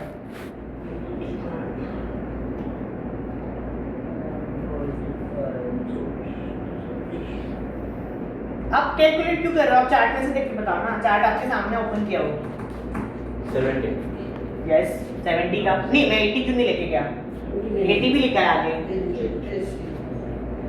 उधर एमएम mm तो दोनों है। मैट्रिक बोला ना, मैट्रिक बोले तो mm, इंपीरियल बोले तो इंच। इंचेस। तो मैं अभी mm में बात कर रहा हूँ, इंच में नहीं बात करता हूँ, ठीक है?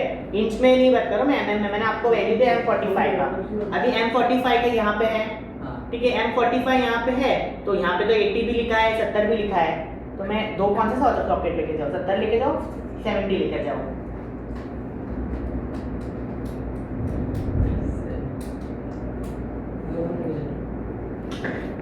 दोनों एक ही है। हम लोग 75 वाला लेके जाएंगे।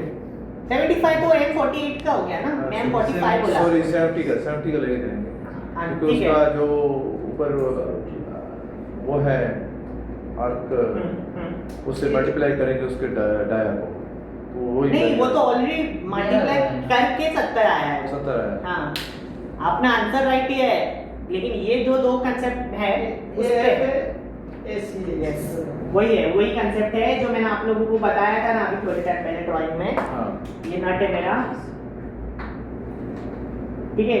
AF बोले तो ये दोनों के बीच का डिस्टेंस, अक्रॉस फ्लैट बोलते हैं। Across flat। और ये जो दो चीजें ये AC है, अक्रॉस कॉर्नर। Corner। तो जब भी मेरा सॉकेट होता है वो मेरा अक्रॉस फ्लैट होता है। ये दोनों के डिस्टेंस के जो अक्रॉस फ्लैट है वही mm का मेरा सॉकेट बैठा है, साइड दोनों में। तो जो मेरा AF होगा, जो दो पैरेलल लाइन के डिस्टेंस का साइज होगा, वही मेरा सॉकेट का साइज होगा हमेशा। तो यहाँ पे अक्रॉस फ्लैट है, अक्रॉस फ्लैट मेरा क्या हुआ? 70 हुआ। 70। तो मेरा 70 mm का मेरा सॉकेट आएगा, क्योंकि मेरा अक्रॉस फ्लैट हमेशा सॉकेट का साइज होता है, दो पैरेलल लाइन। इसके अलावा मैंने अक्रॉस फ्लैट और अक्रॉस कॉर्नर का भी आप लोगों को बताया था, ताकि जब चार्ट रेफर करें आपको पता होना चाहिए अक्रॉस ये AF क्या है और ये AC क्या है। क्लियर हुआ? तो अगर अभी आप लोगों को सामने वाला बोलता है मेरा 80 mm का नट है, तो आप कौन सा साइज का सॉकेट लेके जाओगे? 52 क्यों? आपने ये देखा रहेगा 52 कहाँ से आया? तो मैं बोल्ट हो गया, मैंने आपको डायरेक्ट नट का साइज दिया हुआ। मैंने आपको क्या बोला? 80 mm का नट है, तो नट क्या है मेरा? जो घूमेगा, और जो घूमेगा उस पे ही सॉकेट लगता है। तो सॉकेट और जो मैंने आपको नट का साइज दिया वो सेम है, तो 80 mm के सॉकेट लेके जाओगे ना। सॉकेट हमेशा नट का साइज का रहना चाहिए, और हमेशा नट ही घूमता है, बोल्ट नहीं घूमता है टॉर्क करते टाइम। ये समझा? क्लियर? ये चार्ट जी। जब भी अगर आपको कोई सामने वाला बंदा बोला मेरे को बोल्ट, मेरा बोल्ट का साइज है 36, तो आपको जाने का 36 पे 55 mm का अक्रॉस फ्लैट है मेरा, तो 55 mm का सॉकेट। सॉकेट सिलेक्शन अभी कर सकते हो आप लोग सब, ठीक है? चलो एक वैल्यू देता हूँ मैं आप लोगों को, आप फिर मेरे को बताओ, आप बताओ कि मैं कौन से mm का सॉकेट लेकर जाऊँ, ठीक है? M64 का मेरा बोल्ट है, तो मैं कौन से mm का सॉकेट लेकर जाऊँ? चार्ट पे ये सब चीज चार्ट पे है, कैलकुलेट करने का कोई जरूरत नहीं है। मेरे को अभी बताओ, मैं M64 का बोल्ट है मेरे पास, आप सॉकेट लेकर आओ साथ में। कौन सा सॉकेट mm का सॉकेट लेकर आओ?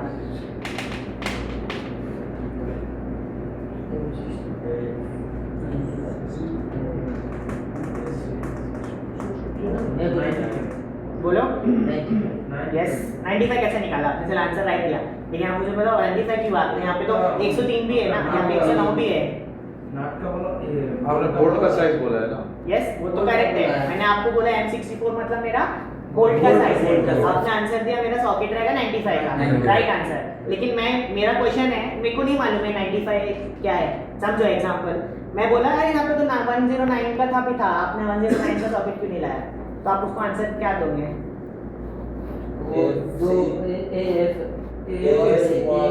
सॉकेट हमेशा अक्रॉस फ्लैट का साइज का बना रहता है, इसके साथ 95 mm का सॉकेट। चलो ठीक है, अभी एक और वैल्यू देता हूँ लास्ट पे, अपन आगे बढ़ेंगे क्योंकि अब टाइम नहीं है, मेरे को क्लियर खत्म करना जल्दी। मेरे को मेरे पास में 41 mm का नट है, तो मैं कौन सा साइज का वो लेकर आऊँ सॉकेट? 41 mm का नट है मेरे पास, 41 नट है मेरा ये, तो मुझे सॉकेट साइज बताओ आप लोग। 41 का चाहिए, वो तो नाट तो 41 का ना, क्योंकि मैंने नट बोला ना, मेरे वर्ड्स पे ध्यान दो आप लोग। बोल्ट और नट, मैं क्या बोल रहा हूँ, मैं बोल्ट बोलूंगा तो आप चार्ट में देख के उसके सामने वाला बताओ, लेकिन अगर मैं नट बोल रहा हूँ तो जो मैं नट बोल रहा हूँ क्योंकि मेरे नट पे ही मेरा सॉकेट जाने वाला है। अभी मैंने 41 mm का नट बोला, आपने ध्यान दिया नट 41, इसके बोला आपने 41 mm का ही सॉकेट लेके जाऊंगा क्योंकि मेरे नट पे ही मेरा सॉकेट बैठा है। तो सॉकेट अभी आप सेलेक्ट कर पाओगे? नहीं कर पाएंगे? समझा? क्लियर हुआ आपको? हुआ? आपका ही आंसर दो। चलो मेरा M56 का बोल्ट है तो मेरे को बताओ मैं सॉकेट कौन सा लेकर जाऊँ। ये लास्ट में भी मेरे को आगे बढ़ना है। बट M56 बोला मैंने, M56 का बोल्ट है मेरा। बोल्ट है F60 56 56 85 85 बोल्ट 85 चलो आंसर राइट है। आप मुझे बताओ क्यों 85 लिया आपने? AFC बोल्ट का AFC यस AF बोलने का अक्रॉस द फ्लैट बोलते हैं उसको। ठीक है चलो क्लियर हो गया आप लोगों को सॉकेट का। अभी नेक्स्ट पे जाते हैं कि अभी हम टॉर्क, अपने पास में टॉर्क वैल्यू नहीं है, ये कंडीशन है मेरे पास टॉर्क वैल्यू सामने वाले को पता ही नहीं है। सामने वाला IT वाला है, उसको IT डिपार्टमेंट का है, उसको कुछ मालूम नहीं है। उसको सामने वाले कंपनी ने, उसका जो हेड है वो बिजी है, मीटिंग में चला गया, बोला कि ठीक है साइटम के लोग आए, उसको बोल दो कि M30 का बोल्ट है, उन लोग को मालूम है सब, उन लोग टॉर्क मार के चले जाएंगे। तो आप लोग के पास में तो कितने सारे टूल है, 10 टूल है आपके पास में, 10 मैनुअल ऑपरेट है। तो आपको मैंने टॉर्क वैल्यू भी नहीं दिया हो, तो आप कुछ तो तरीका होगा टॉर्क वैल्यू कैसे निकालते हैं सॉकेट से। तरीका है ये चार्ट रेफर करने का। अभी इतना सारा क्या है, इतना बड़ा चार्ट कैसा देखूं मैं, बहुत हार्ड पड़ेगा मेरे को। कुछ हार्ड नहीं है, मैं आप लोगों को एक एक करके एक्सप्लेन करता हूँ। बोल्ट और अक्रॉस फ्लैट, ये दो चीज आपको समझा? समझे। ठीक है, मेरा M24 का बोल्ट है तो मेरा S क्रॉस फ्लैट मतलब ये सॉकेट का साइज सॉकेट का है। size। ठीक है, ये दो चीज है। अभी मेरे पास में टॉर्क वैल्यू निकाल रहा हूँ मैं। ठीक है, दिख रहा है ना आप लोगों को? मार्कर बहुत लाइट है, दिखने आ रहा है ना? ठीक है, अभी इसके लिए मेरे पास में एक डेटा है, मेरे पास में सॉकेट का नट का साइज है, मेरे पास में 30 है, M30 का बोल्ट है मेरा। अब इससे मैं टॉर्क वैल्यू निकालना है मेरे को। तो ये चार्ट देख रहा हूँ मैं। ठीक है, अभी इसके अंदर आप लोग को दिख रहा रहेगा 8.8 8.8 8.8 यहाँ पे भी है 10.9 10.9 10.9 तीन दो बार है। हर डिजिट 3 बार लिखा हुआ है। तो क्यों है वो 3 बार? क्या है वो? 3 अलग अलग कंडीशन पे ले लिखा हुआ है। पहला कंडीशन क्या है? देखो ये पहला कॉलम यहाँ खत्म हो रहा है, lubricated bolt, new bolt, dry bolt.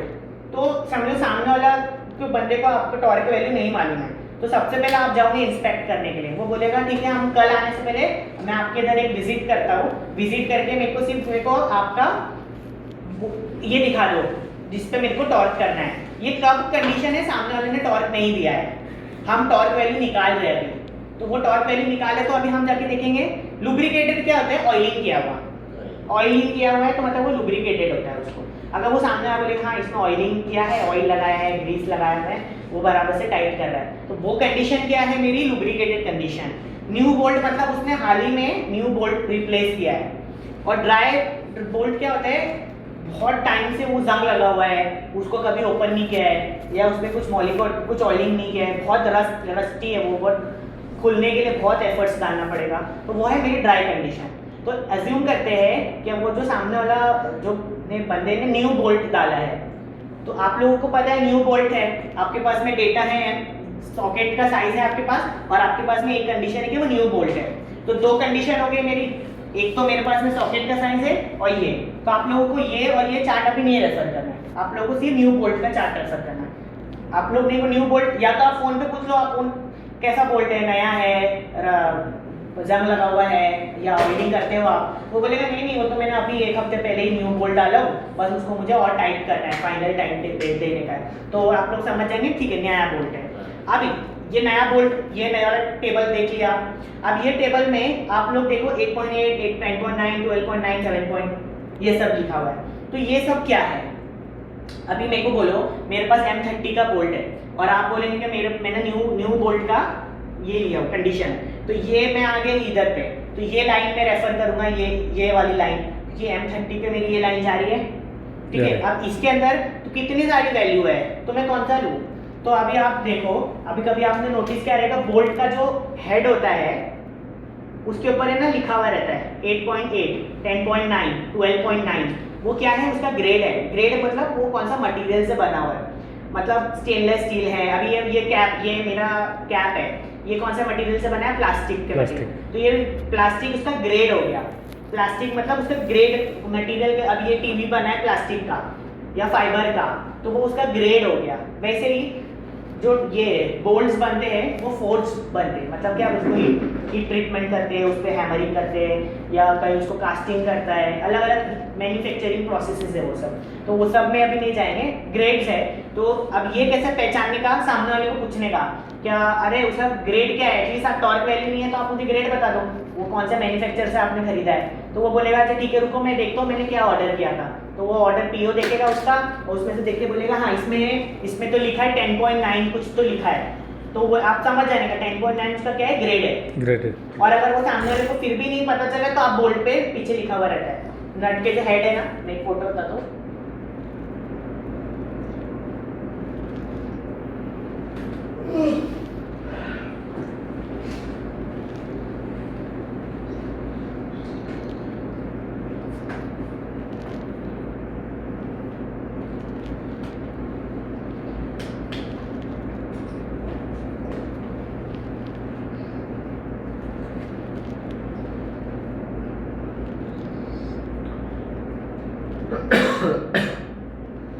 ये देखो, कभी देखा रहेगा आप लोगों ने, देखा है। देखा तो ये देखो ये 10.9 लिखा है, तो ये 10.9 क्या है, उसका ग्रेड है। वो कौन से मटेरियल से बना हुआ है वो उसका ग्रेड है। अब ये 10.9 ये सब भी क्या है ना, ये जो अभी एग्जाम चल रही है ये भी बता देता हूँ, ये 10.9।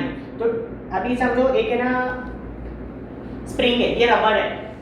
एग्जाम्पल रबर बैंड जो अपन बाल में बांधते हैं या अपन कोई भी चीज़ को नोट के बंडल के पे लगता है, ये रबर है। अब मैं उसको दोनों तरफ से खींच रहा हूँ, वो क्या होगा, स्ट्रेच होगा। स्ट्रेच होकर मैं एक पॉइंट पे आके उसको छोड़ूंगा, वो क्या होगा, वापस आ जाएगा। वापस खींचा, वापस आया। एक बार क्या होगा, वो खींचते खींचते खींचते क्या होगा, वो वापस मैं छोड़ूंगा वो वापस नहीं आएगा। मतलब क्या हो गया, मैंने उसको उस लिमिट तक खींचा कि वो वापस नहीं आएगा। नहीं आएगा। तो वो जो वापस नहीं आएगा तो एक पॉइंट आता है, वो पॉइंट को बोलते हैं यील्ड स्ट्रेस। तो वो पॉइंट है ये 9 पॉइंट पे वो वापस नहीं आएगा। और 10 मतलब क्या, उसका टेंसाइल स्ट्रेस है वो, मतलब उतना तक वो खींचे जाएगा। उसके बाद से वो वैसे बोल्ट जो है अपना वो एक स्प्रिंग के जैसे एक्ट करता है। आप उसको जितना पुल करोगे वो पुल होगा, लेकिन एक लिमिट के बाद में वो ब्रेक हो जाएगा। तो वो जो लिमिट है उसको यील्ड स्ट्रेस, वो एक पॉइंट जो स्ट्रेस पे वो प्लास्टिक स्टेज पे जाएगा, ऐसा रहता है। तो अच्छा ठीक है, ये समझा आप लोगों को, ये मैं कैसे निकाला 10.9।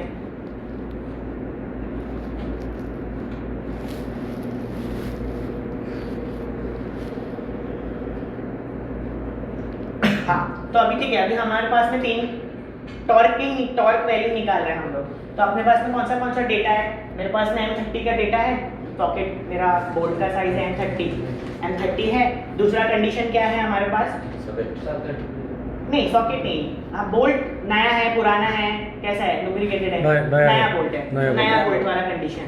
अब नए बोल्ट के अंदर इतने सारे ग्रेड है, तो हम लोग ने हमको पता चला वो 10.9 ग्रेड है उसका। तो अभी देखते कैसे निकालते हैं। M30 नया बोल्ट, इस पे गए। अब इस पे ये वाली लाइन मालूम है मेरी, ये वाली लाइन में से कौन सा तो एक वैल्यू होने वाला है। अभी हाँ। इसमें से 1 2 3 4 5, अब मेरे को मालूम है मेरा 10.9 का ग्रेड है। ग्रेड तो है। 10.9 ग्रेड बोले तो मेरा 1304 वैल्यू, 1304 मीटर मीटर हो गया मेरा। ठीक है, तो टॉर्क वैल्यू निकल गया मेरा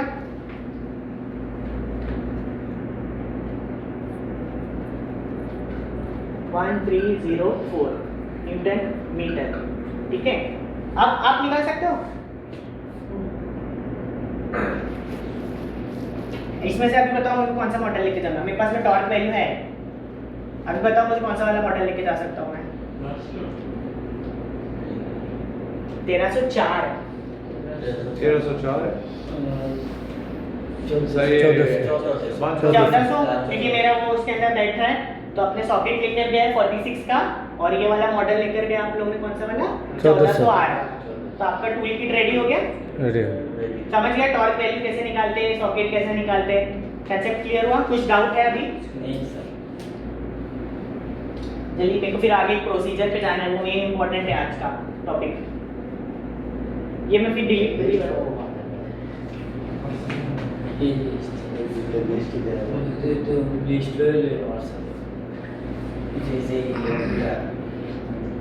चलो अभी नेक्स्ट है, फटाफट अभी प्रेजेंटेशन पे जाता हूँ। अभी एक हर चीज़ का प्रोसीजर होता है। प्रोसीजर बोले तो अगर अभी प्रोसेस होता है ना, अभी हम कहीं गए, कोई भी शॉप पे गए तो पहले हमको बिलिंग करना है, ये करना है, तो वो क्या एक प्रोसीजर है। वैसे हर चीज़ का टॉर्किंग में एक प्रोसीजर होता है, उसको बोलते हैं बोल्टिंग प्रोसीजर्स।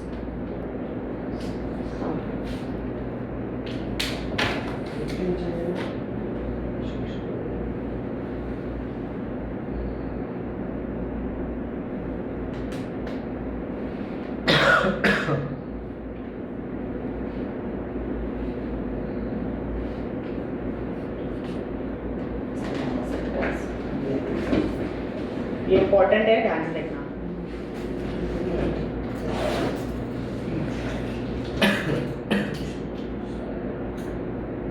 परमानेंट तो नहीं।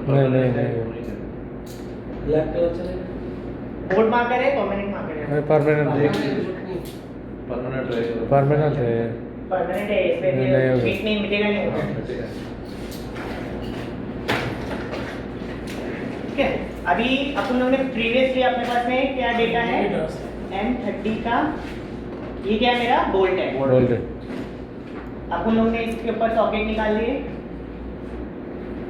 46 mm का socket 46 आया था। और टॉर्क वैल्यू भी निकाल ली अपन लोग ने, कितना था 1300 न्यूटन मीटर। ये हमने खुद निकाला है, हम लोग को सामने वाले ने नहीं दिया है। ठीक है, अगर वो सामने वाला देता तो अपन वो वैल्यू लिखते हैं यहाँ पे। ठीक है, ये अपने पास डेटा है। अब ये डेटा आप लोग ने टूल लेकर आ गए। ठीक है, मैं और आपको आप फाइबर हूँ, आप लोग ने मेरा जो प्रोवाइडेड डेटा है, आप लोग ने उस हिसाब से अपना टूल किट लेकर आया। अभी मैं बोला ठीक है ये मेरा फ्लैंज है, आपको इसको टाइट करके जाना है। अब ये टाइट फ्लैंज है, ठीक है, अब फ्लैंज तो है मेरे पास में। अभी आप मुझे बताओ आप इसको कैसे स्टार्ट करोगे टॉर्किंग का, जैसा बेसिक बताओ। क्रॉस में यस, राइट आंसर राइट है, बट क्यों? दूसरे लोग तो आपको पता था क्रॉस में करना होता है, क्रॉस आपको पता था? क्रॉस में होता है। आपको पता था? सबको मालूम था क्रॉस करते हैं, बट क्यों क्रॉस करते हैं? वजह और बस पता था ऐसा तो- लेवल होना चाहिए, लेवल। यस, अगर आप यहाँ से टाइप करोगे, अगर आप समझो 1 2 3 ऐसा टाइप करोगे तो ये यहाँ ज्यादा टाइट हो जाएगा, यहाँ से लूज हो जाएगा। उसकी वजह से क्या होगा, दो चीज होगी। पहला तो लीक होगा, दूसरा मेरा जो MJI इंटीग्रिटी लेवल मेंटेन होगा नहीं होगा, क्योंकि वो इक्वली टाइट होगा ही नहीं।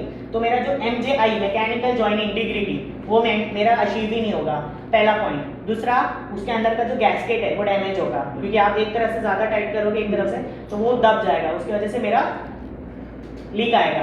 ठीक है, तो ये प्रोसीजर क्या है, कभी भी आप जाओ ना काम करने के लिए तो सबसे पहला काम क्या करना है, फ्लैंज पे मार्किंग करना है, नंबरिंग देना है। नंबरिंग कैसा देना है, अपोजिट नंबरिंग देना है। ठीक है, 1, फिर दूसरा किधर दूं, सेकंड, तीसरा राइट। अगर ग्राफ वाइज करेंगे तो अगले से उसको 2 दे। यस, एकदम राइट, मैं वही बताने वाला था। अभी मैं बोलता मैं यहाँ पे 3 देता, यहाँ 3 क्यों नहीं दूं, मैं क्लॉकवाइज जा रहा हूँ, क्लॉकवाइज में मुझे अपोजिट क्लॉकवाइज जाना है ना, तो मैं 3 नंबर इधर दूंगा, चौथा इधर, अभी पांचवा इधर क्यों नहीं दूं, यहाँ पे 5 लिख सकता हूँ मैं क्लॉकवाइज दे रहा हूँ ना, मैं टॉर्किंग करने वाला हूँ, तो पांचवा यहाँ जाएगा, पांचवा, छठा, सातवां, आठवां। तो ये क्या हो गया, इसको बोलते हैं क्रिस क्रॉस पैटर्न। 1 2, इसके बाद में 3 4, तो ये स्टार बन गया मेरा, तो इसको क्रॉस पैटर्न भी बोलते हैं, जो इधर लिखा हुआ है क्रॉस पैटर्न। मैं एक बार मैं मार्कर चेक करके आता हूँ है क्या इसका, देखते हैं ना क्या बोले? हाँ, ब्रेक आपको जाना है मोशन, तो जा ब्रेक, अभी तो है टाइम। सारा बेस को इसको ये नहीं 5 मिनट का ब्रेक लेते हैं, आप लोग वॉशरूम जाके अपना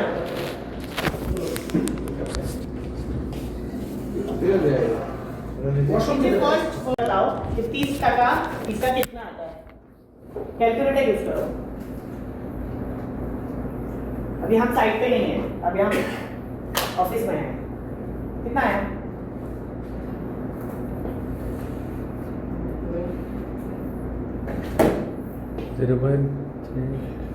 1304 इंटू 0.3 करो, कितना आ रहा है? 391 यस, तो इसका 30% कितना है? 391.2 391.2, जी। ठीक है, ये न्यूटन मीटर।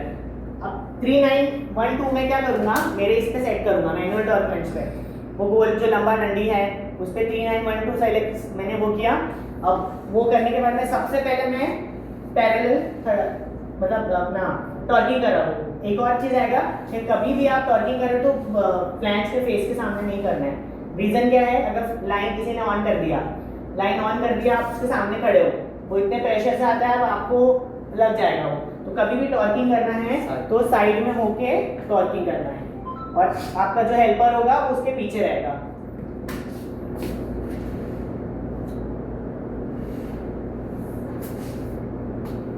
ठीक है, तो सबसे पहले मैंने क्या किया, सॉकेट लिया, सॉकेट पे मैंने अपना ये लगाया, नट बिठाया, उसको मैंने 391 पे सेट किया। पहला यहाँ पे 391 मैंने टाइट किया, दूसरा इधर पे किया, तीसरा, चौथा, पांचवा, छठा, सातवां, आठवां, सबको मैंने टाइट किया। अब क्या करूंगा मैं 60% लूंगा। 60% किसका लूंगा? 1304 1304 इंटू 0.6 कितना आएगा?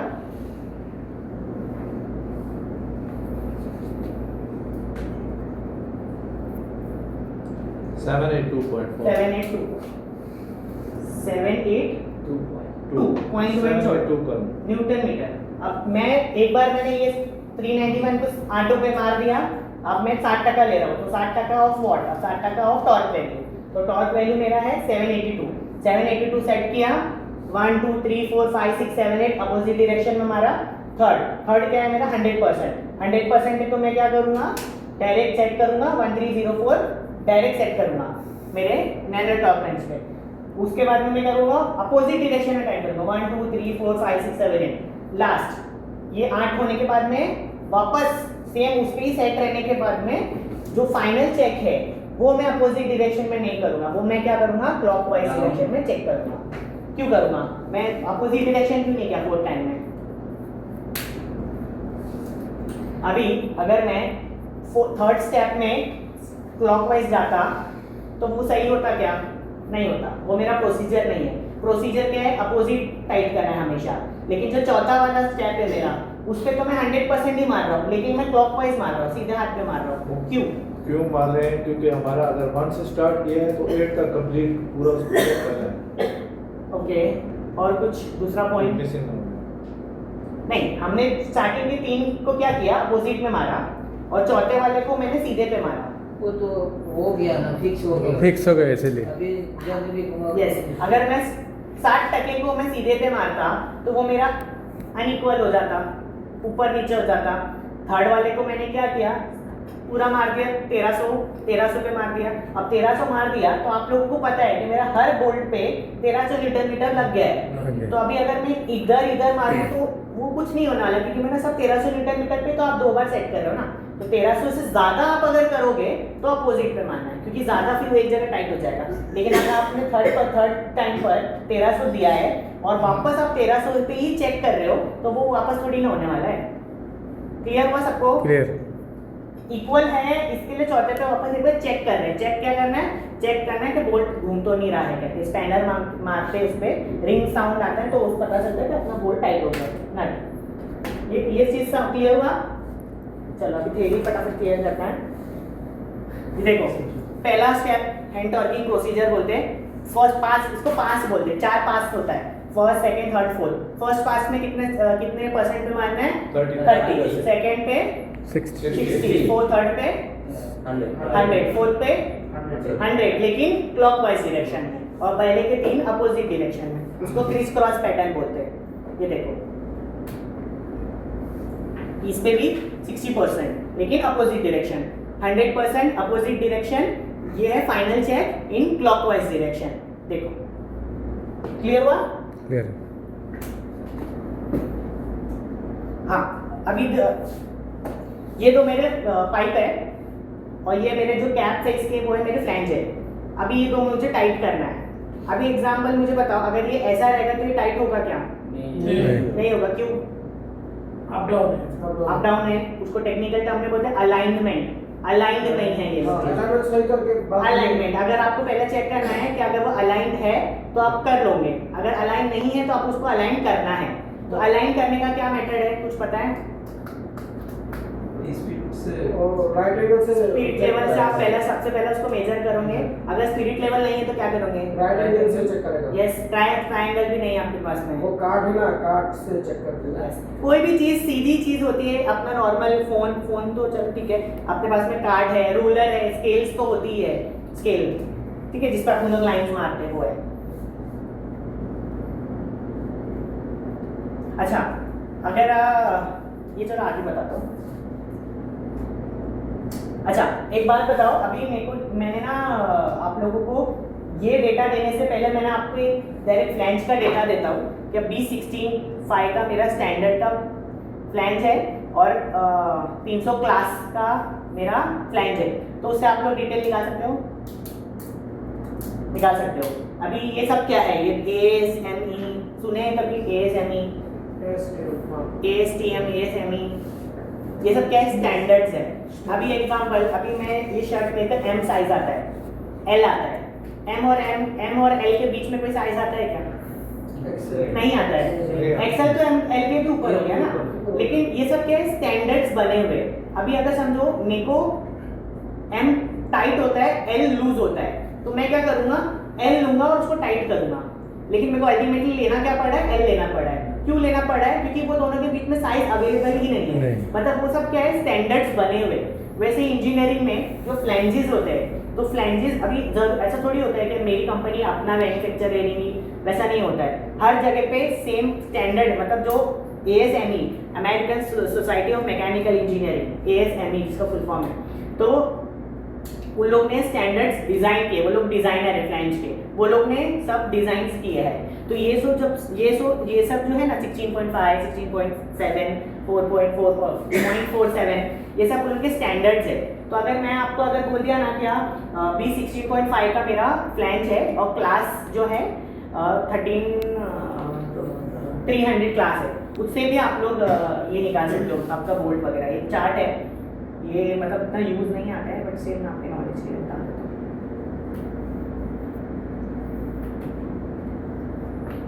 अभी ये B16.5 का मेरा चार्ट है, मतलब मैंने अज्यूम किया कि B16.5 का मेरा फ्लैंज है। अभी मैंने आपको बोला क्या मेरा 20 इंच का, ये 20 इंच का फ्लैंज है मेरा, 5 है, और उसका क्लासेस होता है, अलग अलग क्लास का, मतलब कितने क्लास का उसमें जाएगा। मैंने बोला मेरा 300 का क्लास है, 20 इंच का मेरा पाइप है, तो आप क्या जाने का? 20 इंच पे जाने का और 300 का क्लास पे जाने का। तो ये 300 और ये 20, तो यहाँ पे देखिए तो मेरा 1/4 का मेरा बोल्ट साइज मिल गया। अब बोल्ट साइज मिल गया, बोल्ट साइज से फिर आप ये चार्ट पे गए, ये चार्ट पे गए 1/4 मिल गया। तो उससे आप लोगों को तो सॉकेट साइज निकाल सकते हो। सॉकेट साइज निकल गया, सामने वाले ने टॉर्क वैल्यू दे दिया, टाइट हो गया।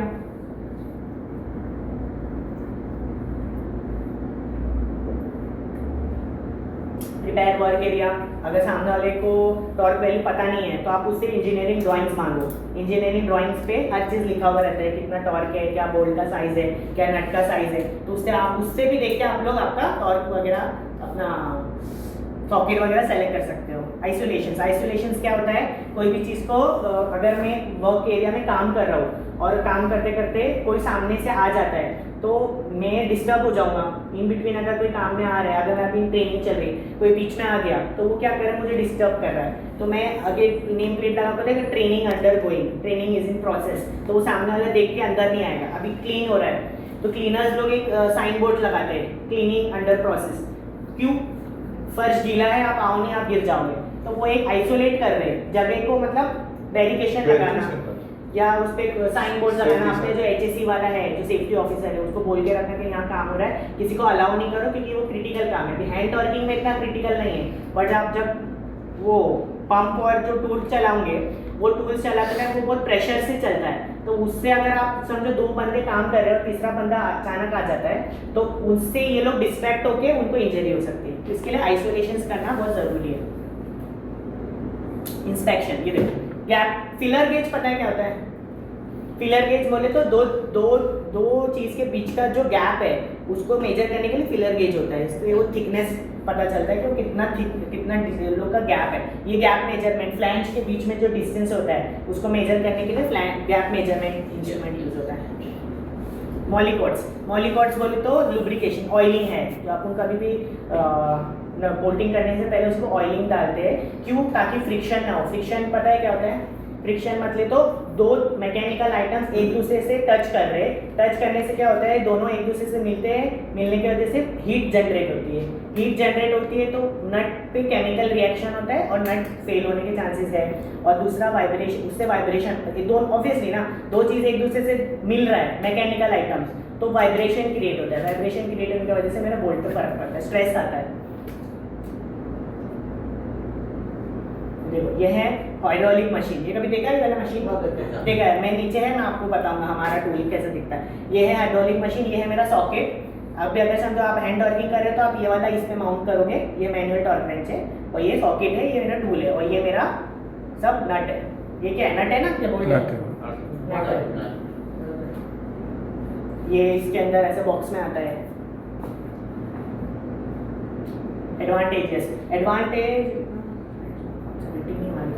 एडवांटेज क्या होता है? अभी कुछ मैनुअल टॉर्क रेंच के कुछ फायदे हैं, कुछ नुकसान है। तो जो फायदे क्या है कि वो छोटे छोटे बोल्ट्स है तो वो फटाफट हो जाता है। छोटा बोल्ट है, मैनुअल टॉर्क रेंच ले लिया। आप छोटे बोल्ट के लिए अब वो हाइड्रोलिक मशीन तो नहीं लगाओगे, पंप से तो टाइट नहीं करोगे क्योंकि वो हैंड से ही हो जाता है, पैसा बचता है। अगर समझो छोटे बोल्ट है, आप पंप लेने जाओगे तो पंप का 25,000 रियाल, टूल आएगा 5,000 रियाल, तो 8 लाख 10 लाख का उसमें खर्चा करना पड़ेगा सिर्फ छोटे से बोल्ट के लिए। तो उसमें क्या है, छोटा बोल्ट है तो आप फटाफट टाइट कर दोगे, टाइम बचता है, मैन पावर कम लगता है। हाइड्रोलिक टूल में 2-3 बंदे लगते हैं काम करने के लिए, वैरेज अगर आप मैनुअल और हैंड टॉर्किंग करोगे तो एक बंदा भी कर देगा, उसमें कुछ तो ज़्यादा रहता नहीं।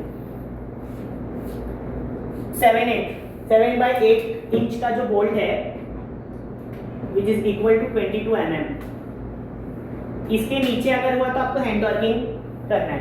इसके ऊपर का बोल्ट है तो आपको हाइड्रोलिक टॉर्किंग में जाना है, हाइड्रोलिक टॉर्क रेंच लेना है, पंप लेना है, प्रेशर से उसको टाइट करना है, क्योंकि आप हाथ से नहीं टाइट कर पाओगे उसको, क्योंकि एफर्ट ज़्यादा लगता है। 7/8 ये ध्यान रखना। इनएक्यूरेट ड्यू टू फ्रिक्शन बोला, उसके ये दोनों आप टाइट कर रहे हो, झटका मार रहे हो, उससे क्या होता है वाइब्रेशंस क्रिएट होते हैं, हीट जनरेट होती है। और कभी कभी आप अगर केमिकल प्लांट्स पे जा रहे हो तो वहाँ पे स्पार्क नहीं यूज़ होता, अगर आपने स्पार्क फ्री टूल्स यूज़ करना पड़ता है, स्पार्क दिया तो वो ब्लास्ट हो जाएगा वहाँ पे। इसके लिए वो सब चीज़ों पे ये डिसएडवांटेज है उसका।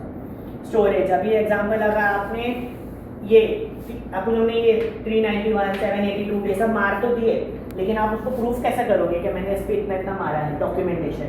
तो डॉक्यूमेंट आप हर बोल्ट पे कौन से नंबर पे कितना नंबर ऑफ बोल्ट मार रहे हो, ऑपरेटर का डिटेल, आपका कंपनी का डिटेल, सब कंपनी का डिटेल आपको उस पर लिखना पड़ता है। तो वो ये ऐसा चार्ट्स होते हैं तो आपको वो भर के देना पड़ता है। ये मॉलिकॉट जो बोला आपको ग्रीसिंग करना पड़ता है, इसमें एक MSDS होता है। MSDS बोले तो मटेरियल सेफ्टी डेटा शीट। अभी आप कोई भी ऑयल यूज़ नहीं कर सकते हो उसके अंदर, आप उसमें कोकोनट ऑयल थोड़ी यूज़ करोगे, आपको उसका पर्टिकुलर मॉलिकॉट जो उस पर यूज़ होता है वही यूज़ करना है। लेकिन आप जब डॉक्यूमेंटेशन करोगे तो आपको उसका सर्टिफिकेट देना पड़ता है कि वो सेफ है, बोल्ट पे उसका कोई फर्क नहीं पड़ेगा, उसको MSDS बोलते हैं। लोड फैक्टर बोले तो वही है, अगर ये दो फ्लैंज है, इसको मुझे टाइट करना है तो मैं यहाँ से एक बोल्ट करूँगा, यहाँ से एक बोल्ट करूँगा, तब जाके मेरा ये टाइट होगा। लेकिन अगर मैं उसको सिर्फ हैंड टाइट करके छोड़ दूंगा तो वो लीक आएगा, उसको क्लैम्प फोर्स करना है। अगर मैं उसको तो ज़्यादा ही टाइट कर दूँ तो वो अंदर का गैस्केट लीक हो जाएगा, लेकिन अगर मैं उसको लूज रखूँ तो वो मेरा लीक मारेगा। तो दोनों ही कंडीशन मेरी फेल हो रहा है, तो इसके लिए लोड फेलियर ध्यान रखना है आप लोगों को। उसके लिए exact particular amount of MJI mechanical joint integrity maintain रखना है। प्रेशर सिस्टम जो मैं आपको बताया कि हमेशा कभी भी ऐसा सामने लाइन ऑफ सेफ्टी के सामने काम नहीं करना है, साइड में होकर काम करना है, क्योंकि तो प्रेशर से आता है। इसके पहले एक चीज़ बताओ, पिंच पॉइंट पता है आप लोगों को? पिंच पॉइंट क्या होता है? क्या होता है? सामने वाला खड़ा ना, जिस तरफ काम होता है उसके सामने खड़ा नहीं होता, वो डेंजरस जोन होता है। तुम आपका आंसर राइट है बट पूरी तरीके से नहीं राइट है। एग्जांपल बताता हूँ, आप अगर समझो यहाँ पे मैं बोल्टिंग कर रहा हूँ, ठीक है, और इसके पीछे मेरे को स्पैनर लगाना है और वो स्पैनर मेरा है, ये पीछे खड़े हैं फ्लैंज के, और मैं यहाँ से टाइट कर रहा हूँ। तो ये क्या कर रहे हैं, पीछे करके पीछे सपोर्ट दे रहे हैं स्पैनर को। अब ये स्पैनर और ये बोल्ट के बीच में इन्होंने हाथ रख दिया और मैंने यहाँ से टाइट घुमा दिया, तो ये क्या होगा, स्पैनर ये इस पे अड़ेगा, तो अड़ेगा तो आपकी इनकी फिंगर क्या हो गई, पिंच हो गया, पिंच पॉइंट बोलते हैं उसको। तो ये अगर जाएंगे तो इतने जोर की वो प्रेशर से आता है तो इनकी फिंगर फ्रैक्चर हो जाएगा, इनकी हड्डी उंगली टूट जाएगी, तो वो चीज़ पिंच पॉइंट है। तो उसके लिए पिंच पॉइंट को अवॉइड करना है कभी भी। Risk performance analysis, risk performance क्या होता है कि आप कोई भी काम कर रहे हो और काम करते करते आप लोगों को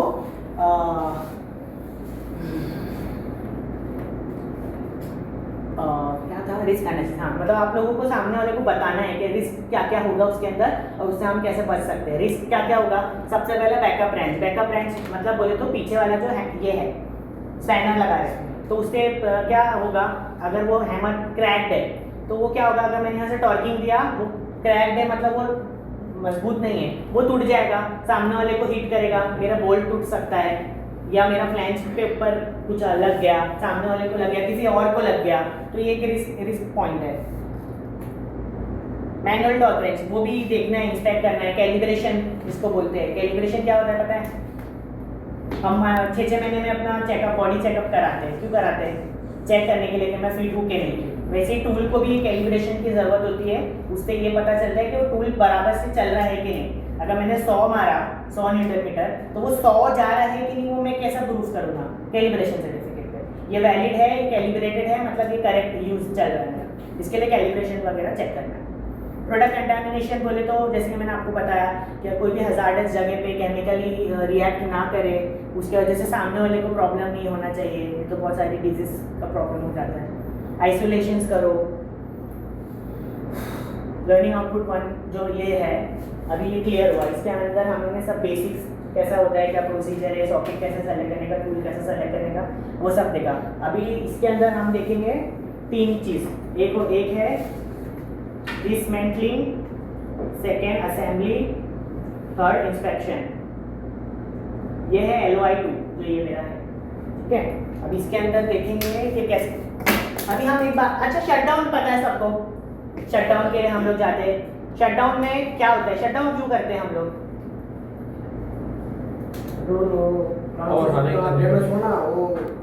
सर्विस करने के लिए, मेंटेनेंस एक्टिविटी क्रिएट करने के लिए, क्लीनिंग करने के लिए।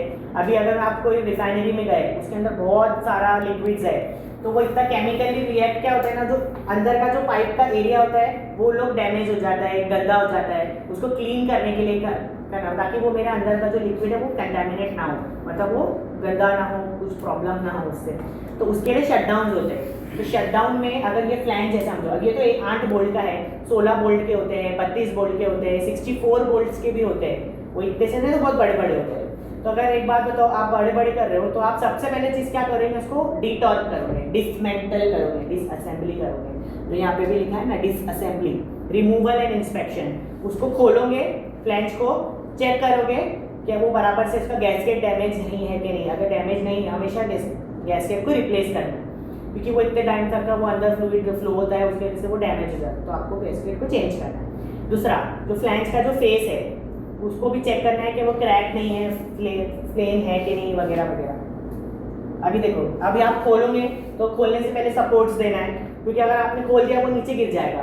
अब वो इतने बड़े बड़े फ्लैंज रहते हैं कि वो, अब ये देखो, ये इतना बड़ा है, आप ये नीचे आप लोग काम कर रहे हो, आप लोगों ने सब खोल दिया है, क्या करेगा, नीचे गिर जाएगा।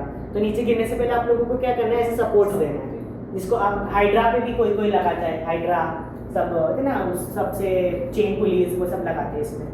फिर उसको इंस्पेक्ट करना है, खोलने के बाद में देखे क्या, ये है फेस, इसको बोलते हैं फ्लैट फेस, इसको बोलते हैं रेस्ड फेस। तो ये सब में देखना है कि इसके अंदर कुछ क्रैक तो नहीं है, अगर क्रैक्ड है तो उसको प्रॉपर्ली सरेशन करना है। सरेशन पता है क्या होता है, सरेशन एक एक्टिविटी है, अगर यहाँ पे कुछ क्रैक्स वगैरह है तो यहाँ पे कट लगाते हैं मशीन लगा के, ताकि वो प्रॉपर्ली एकदम क्लीन रहे। हाँ, और क्लीन रहने के फिर उस पर गैसकेट बैठता है। अगर आप लोग क्रैक फेस पे अगर जाओगे तो वो गैसकेट डैमेज हो जाएगा। इसको बोलते हैं रिंग टाइप, ये है ग्रूव टाइप, ये ग्रूव टाइप है, वो रिंग टाइप। देखो ऐसे फेस पे क्लीन होना चाहिए पूरा। ये गैप मेजर कर रहा है, इंस्पेक्शन कर रहा है ना उसका वो। उसके ये 4 वोल्ट का फ्लैंज है, ये 8 वोल्ट का फ्लैंज है। ये अलाइनर टूल अलाइनमेंट्स जो मैंने बोला था, ये हुक्स बोलते हैं, ये दोनों के बीच में जाके चेक करेंगे कि प्रॉपर्ली वो अलाइन है कि नहीं। ये है सॉकेट, पता है आपको, ये इससे सेट करते हैं, ठीक है। क्लॉकवाइज घुमा के अपन लोग को उसका वैल्यू सेट करना है।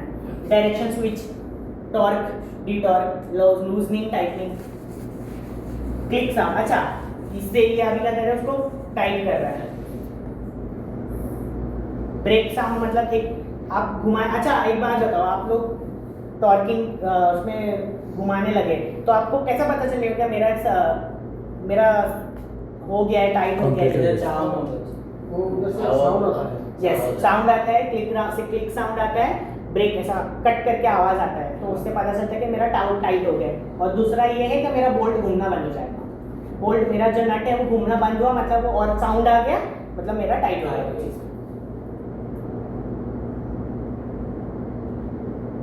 सब इंस्पेक्शन करना है। जो स्पिरिट लेवल अगर नहीं है तो स्केल से मेजर करना है। अब दोनों के बीच में 1.5 mm चलता है, उतना टॉलरेंस है। उसके अबव अगर गया तो वो आप लोगों को अलाइन करना है उस पर। ये दोनों के बीच का डिस्टेंस भी 1.6 mm ही होना चाहिए, उससे ज़्यादा हुआ तो आप लोगों को उसको चेंज करना है।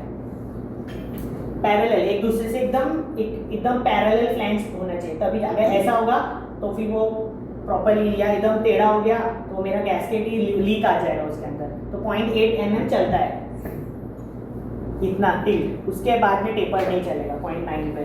ज़्यादा गैप नहीं होना चाहिए, ऑब्वियसली बात है, नहीं तो गैस्केट को बैठेगा ही नहीं उसके ऊपर। ये सब इंस्पेक्शन की मशीन है, डेटा शीट भर के देना है आप लोगों को।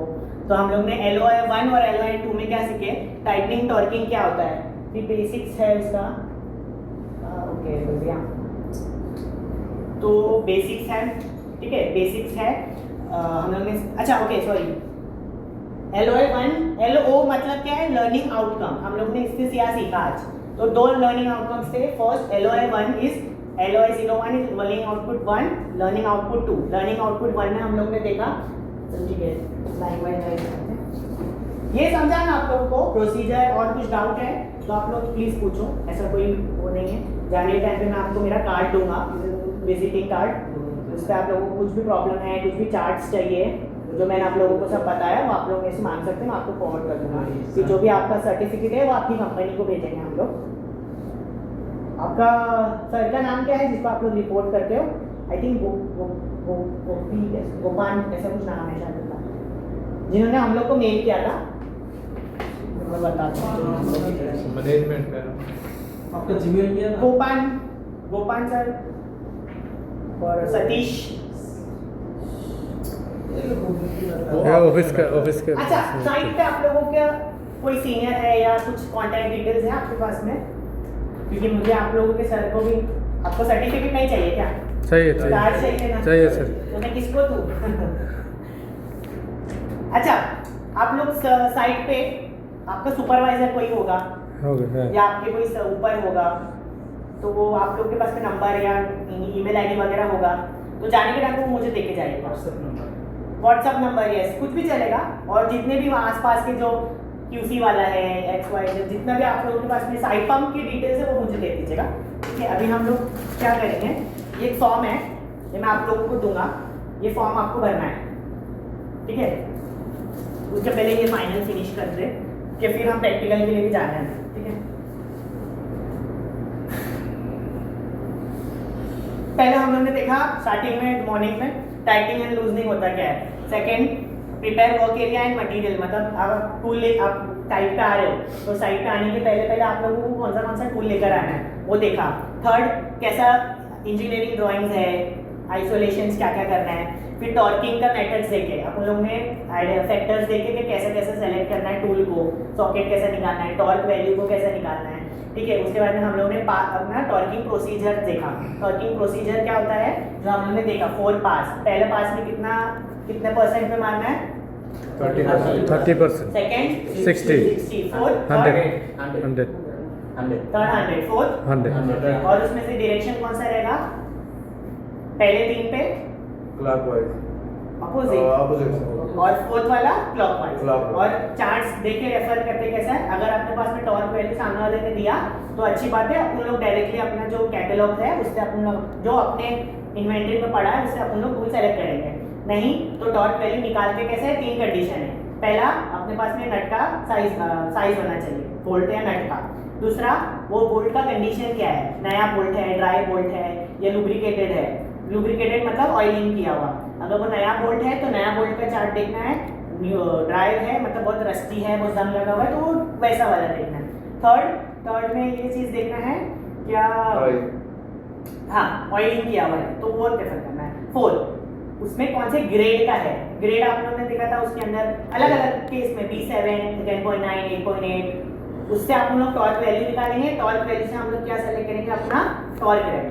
पहला तो नट का साइज का ही रहेगा। आप लोगों ने टूल किट लेकर गए, मेन चीज़ भूल रहे हो आप लोग, PPEs। अगर कहीं वो तो ऑब्वियस सी बात है, आप लोग को यहाँ पर भी PPE में ही आना था बट आप लोगों को शायद इन्फॉर्म नहीं किया था। और उसके बाद में हम लोग ने देखा LOI टूल में हम लोग ने सबसे पहले डिसमेंटलिंग कैसा करते हैं। सेकेंड, उसका इंस्पेक्शन करना होता है। थर्ड, उसका मेजरमेंट्स इंस्पेक्ट करने के टाइम पे। थर्ड है असेंबली, उसको खोले तो बंद भी तो करना है, ठीक है। अभी अच्छा, इससे पहले मेरे को बताओ, आप लोग के पास में छोटा फोटो है आपका पासपोर्ट साइज, सबके पास है? आपको इन्फॉर्म किया था या आप लोग रखते हो एक्स्ट्रा आपके पास?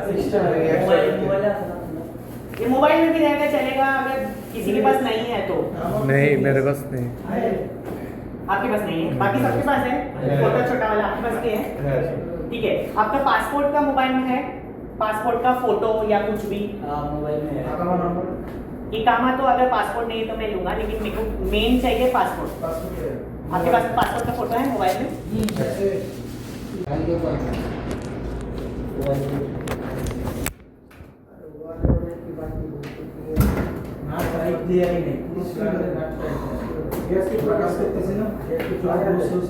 এটা আপনি টাইপ দিয়ে এগুলো সব গ্যাস থেকে বাদ দিতে নাই কিছু কিছু জানে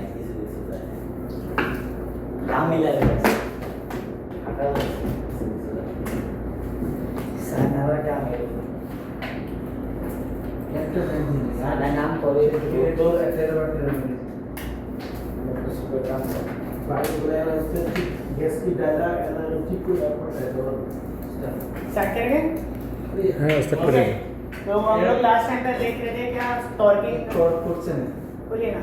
ये टोटल बार का ना 1304 हाँ ये वाला कैसे वर्क कर रहा है इधर से, और मेरे पास चार्ट नहीं, हाँ चार्ट नहीं है, कुछ नहीं है, मोबाइल यूज नहीं करना देगा बट एक कैलकुलेटर देगा, ये कैसे वर्क कर रहा है? कैलकुलेटर से तो फिर आपको बहुत, अभी देखिए मैं आपको स्टार्टिंग में बताया था ना, ये मेरा फोर्स है, ये न्यूटन है, ये मीटर है, ये टॉर्क है। अभी मुझे बताओ, अब ये तो ये नॉर्मल हाथ से कैलकुलेट कर रहे हैं, बट आप बोल्ट को देख के आप बता पाओगे कि आपने यहाँ से यहाँ तक आपको कितना डिस्टेंस, ये कैसे कैलकुलेट करोगे आप बोल्ट से? ये मेरा बोल्ट है, ठीक है, मैं इसको टाइट कर रहा हूँ, आप यहाँ से लेके ये न्यूटन मीटर से इतना डिस्टेंस ट्रेवल कर रहे हो, ठीक है। ये न्यूटन मीटर होता है, टॉर्क निकाल रहे हैं तो ये न्यूटन मतलब आपको यहाँ से यहाँ तक आपने कितना, हाथ से आपने कितना फोर्स दिया, वो कैसे कैलकुलेट करोगे? चार्ट तो रेफर करना ही है आपको है यहाँ, बिना चार्ट के आप बिना टॉर्क वैल्यू के आप टॉर्क ही नहीं कर पाओगे। तो अगर आपको टॉर्क सामने वाला देता है तो वेल एंड गुड, नहीं है तो वो चार्ट रेफर करके, क्योंकि आप सामने वाले को बोलना है कि सर या तो आप दे दो, नहीं तो फिर मैं निकाल दूँ, मुझे मेरा चार्ट चीज़ें यूज़ करने दो, ठीक है। चार्ट लग गया। चार्ट मास करेंगे तो कोई आपको ये सब चार्ट चाहिए रहेगा तो मैं शेयर कर दूंगा आप लोगों को, ठीक है। तो प्रोसीजर में अपन लोग का ये पता चल गया कि कभी भी स्टार्टिंग में गए मार्किंग करना है। मार्किंग कैसा करना है? 1 2 3 4 5 6 7 8 अपोजिट डायरेक्शन में मार्किंग कर दी है। अभी टॉर्किंग रोल्टिंग प्रोसीजर में 4 स्टेप्स होता है। पहला स्टेप्स है 30%, सेकेंड है 60%, थर्ड है 100% और फोर्थ है वापस 100%, जिसको बोलते हैं फाइनल चेक। अब ये चेक क्या है? 30%, 40%, 60%, 100%। कोई भी बोल्ट को अगर आप समझो 1300 न्यूटन मीटर है, आपने डायरेक्ट 1300 न्यूटन मार के चले गए, क्या होगा? लाइन चालू हुई, प्रेशर से आया, वाइब्रेट हुआ, वाइब्रेट होने की वजह से क्या होगा, लूज होने लगेगा। तो वो क्या होगा मेरा 1200 से लेके वो क्या आ जाएगा, 1300 से वो 1200 पे चले जाएगा। तो वो क्या होगा मेरा टॉर्क एमजीआई मेंटेन ही नहीं हुआ मेरा। तो उसके लिए क्या करना है आपको, स्टेप्स में उसको टाइट करना है। तो पहला स्टेप क्या है मेरा, जो मेरा टॉर्क वैल्यू है 1304 उसका 30% निकालूंगा। अब मैं 30% कैसे निकालूंगा, ये तो नॉर्मल मैथ्स है, 1304 इंटू नॉर्मल, अगर आप उसको परसेंटेज में निकालना रहता है तो उसको ऐसा निकालते हैं 30 डिवाइड बाय 100। तो जो वैल्यू आएगा वो यहाँ पे आएगा। या तो अगर आपको ये भी नहीं करना है तो 0.3 से मल्टीप्लाई कर देने का। 0 point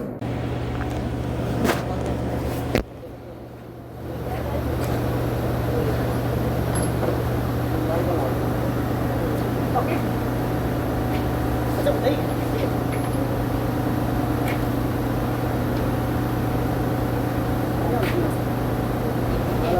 एक एक्स्ट्रा वही दिखाना है, पहले फोटो दिखाओ।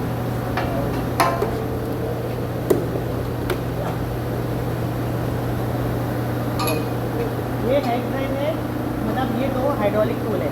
हाइड्रोलिक टूल क्या रहता है, अब ये बड़ा बोल्ट है, इसके ऊपर हाइड्रोलिक का टूल लगेगा। तो ये है कि दो तरीके के हाइड्रोलिक टूल होता है, एक को बोलते हैं स्क्वायर ड्राइव, एक को बोलते हैं एक्स ड्राइव। अब दोनों में से देख के आप लोगों को फ़र्क समझना रहेगा कि इसके अंदर सॉकेट लगने वाला है और ये जो है डायरेक्टली ऊपर माउंट होएगा। तो ये वाला जो मॉडल है इसको स्क्वायर ड्राइव बोलते हैं, ये हम लोग की कंपनी मैन्युफैक्चर करती है। ये इसको स्क्वायर ड्राइव बोलते हैं जिसके ऊपर सॉकेट लगेगा, ठीक है।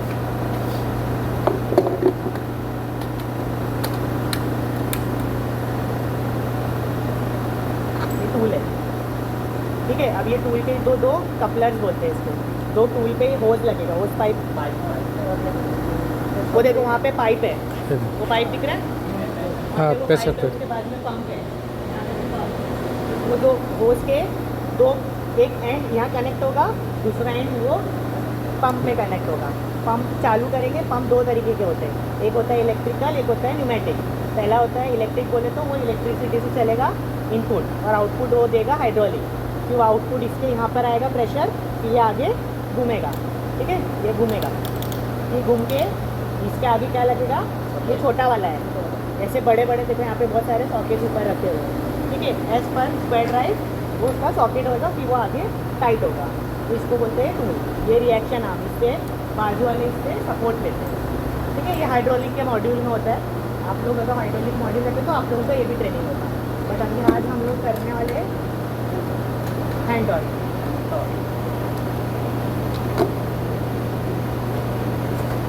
ये क्या है,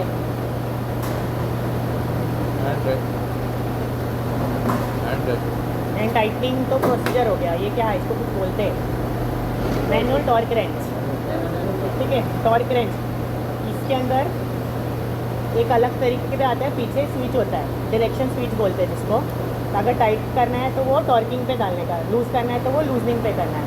लेकिन आपको हर जगह वो मॉडल नहीं मिलेगा। अभी हमारे पास में ये वाला मॉडल है, तो आप लोगों को पता है टाइटनिंग का डायरेक्शन कौन सा है, क्लॉकवाइज, और लूजनिंग का एंटी क्लॉकवाइज। तो यहाँ पे देखो डायरेक्शन है एरो, यहाँ पे भी एरो है।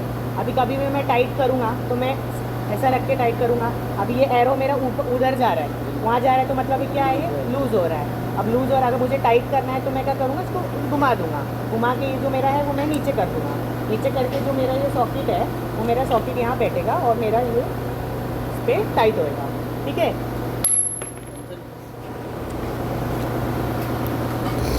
अब ये क्या है, सॉकेट सॉकेट है। सॉकेट ये भी सॉकेट है। सॉकेट ये है, सॉकेट मेरा इस पे बैठेगा, क्यों नहीं नहीं बैठेगा। बैठेगा। साइज अलग अलग है। यस, ये जो स्क्वायर ड्राइव है, कभी भी सॉकेट सेलेक्ट करता है तो ये तो अपन लोग ने 46 mm जो ऊपर देखे वो सब तो हो जाएगा, बट लेकिन ये भी ध्यान देना है, ये हमेशा इसका आउटपुट होता है। ये आउटपुट तो अभी ये नहीं बैठेगा, ये है 1 इंच, और ये वाला जो है ये है 3/4, ठीक है। अब इसमें ये जाएगा, बट इसके अंदर एक ये रिंग रबर लगा हुआ है, रबर, और ये अंदर देखेंगे तो पिन है इसके, पिन है। वो क्या है, इसको गिरने नहीं देता है। अभी आप लोग देखेंगे इसके अंदर एक होल होता है बड़े टूल्स में, और ये पिन उसके अंदर इंसर्ट होती है और ये रिंग जाती है ताकि वो सॉकेट टाइट करते टाइम लूज ना, झटका मारते हैं आप, झटका मारते टाइम वो टूल ऊपर आ जाता है, तो वो ऊपर सॉकेट से अलग ना हो उसके लिए ये सेफ, इसको रिटेनिंग रिंग बोलते हैं। और अंदर को सेफ्टी पिन, ये निकला, ये बाहर आया, ठीक है, ठीक है। अब ये रैचेट बोलते हैं, इसके अंदर एक रैचेट है, रैचेट बोले तो वो इसके अंदर एक मैकेनिज्म है, उससे वो मूविंग करता है, घूमता ठीक है। अब ये दो तरीके के होते हैं, एक होता है रैचेट टाइप और एक होता है non ratchet type. Non-ratchet। Ratchet type बोले तो वो दोनों डायरेक्शन में घूमता है, अगर समझो आप ऐसा घुमा है तो आप वापस पीछे जाके उसको वापस टाइट कर सकते हो, लेकिन नॉन रैचेट टाइप में ओनली वन डायरेक्शन में घूमता है वो, मतलब अगर आपने टाइट किए आपको वापस टूल ऊपर जाके निकालना पड़ेगा ऐसा वापस डायरेक्शन में, तो इसमें मेरा क्या जा रहा है, टाइम जा रहा है, टाइम जा रहा है, मेरा एफर्ट्स जा रहा है, मैन पावर का जो उसका जो हेल्थ है वो भी उसका वेस्ट हो रहा है ना। तो उसके वजह से रैचेट टाइप में क्या है, ये मेरा फट देखो हाँ, हो रहा हाँ, है, हो उसके रहा है। अंदर क्या होगा, ओनली वन डायरेक्शन में घूमेगा, तो आप लोगों को बार बार वो टाइम कंज्यूमिंग बहुत है, तो ये रैचेट टाइप होता है, नॉन रैचेट टाइप होता है, ये रैचेट टाइप है आप लोगों का, ठीक है। ये डायरेक्शन समझा, टॉर्किंग डिटॉर्किंग, यहाँ पे स्केल्स है, मेजरिंग स्केल होते हैं, जो वैल्यूज़ है, दो तरीके की वैल्यू होती है, न्यूटन मीटर, फुट LBS, जो बताया इंपीरियल और मैट्रिक वाला, ये है मेरा वैल्यू सेट, जिससे करते हैं आप लोग टॉर्क सेटर, ठीक है। अभी आप समझो मैं अगर इसको मैं निकालूँ नहीं और सिर्फ इसको घुमाते रहूँ, ये आप जितना भी इसको घुमाओ वो आगे नहीं आएगा, तो इसके लिए आपको क्या करना है, इसको बाहर निकालना है। अलग अलग तरीके के मॉडल्स होते हैं, अभी मैं इसको क्या करूँगा, घुमाऊँगा, सेट कर रहा हूँ, ठीक है। अभी मैं इसको एक वैल्यू पे, अभी आप लोग सबको करना है ये चीज़, अभी देखो यहाँ पे न्यूटन मीटर पे है और फुट LBS पे है, हाँ। ठीक है, आप देखो चेक करो सबको दो हाँ, न्यूटन मीटर,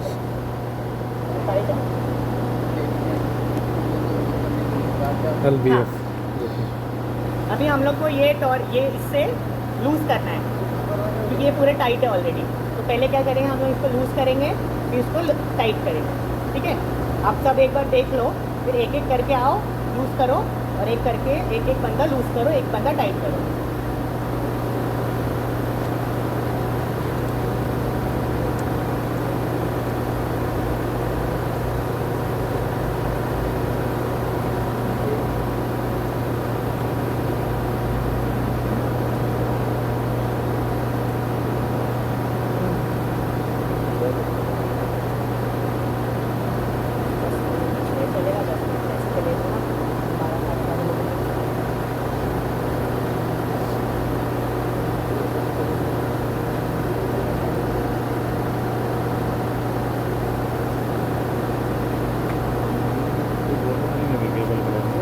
बोला ना, मेरा कुछ सुपरवाइजर बोला, मैं कुछ नहीं बोलेगा, हाँ, रबर तो पूछेंगे। जो वैल्यू पे आपको सेट करना है उस पे आप सेट कर दो। वो तो हो रबर गया से आगे आ जाएगा। पाइपिंग के, आप टाइट और लूज करो। ये वेले इनको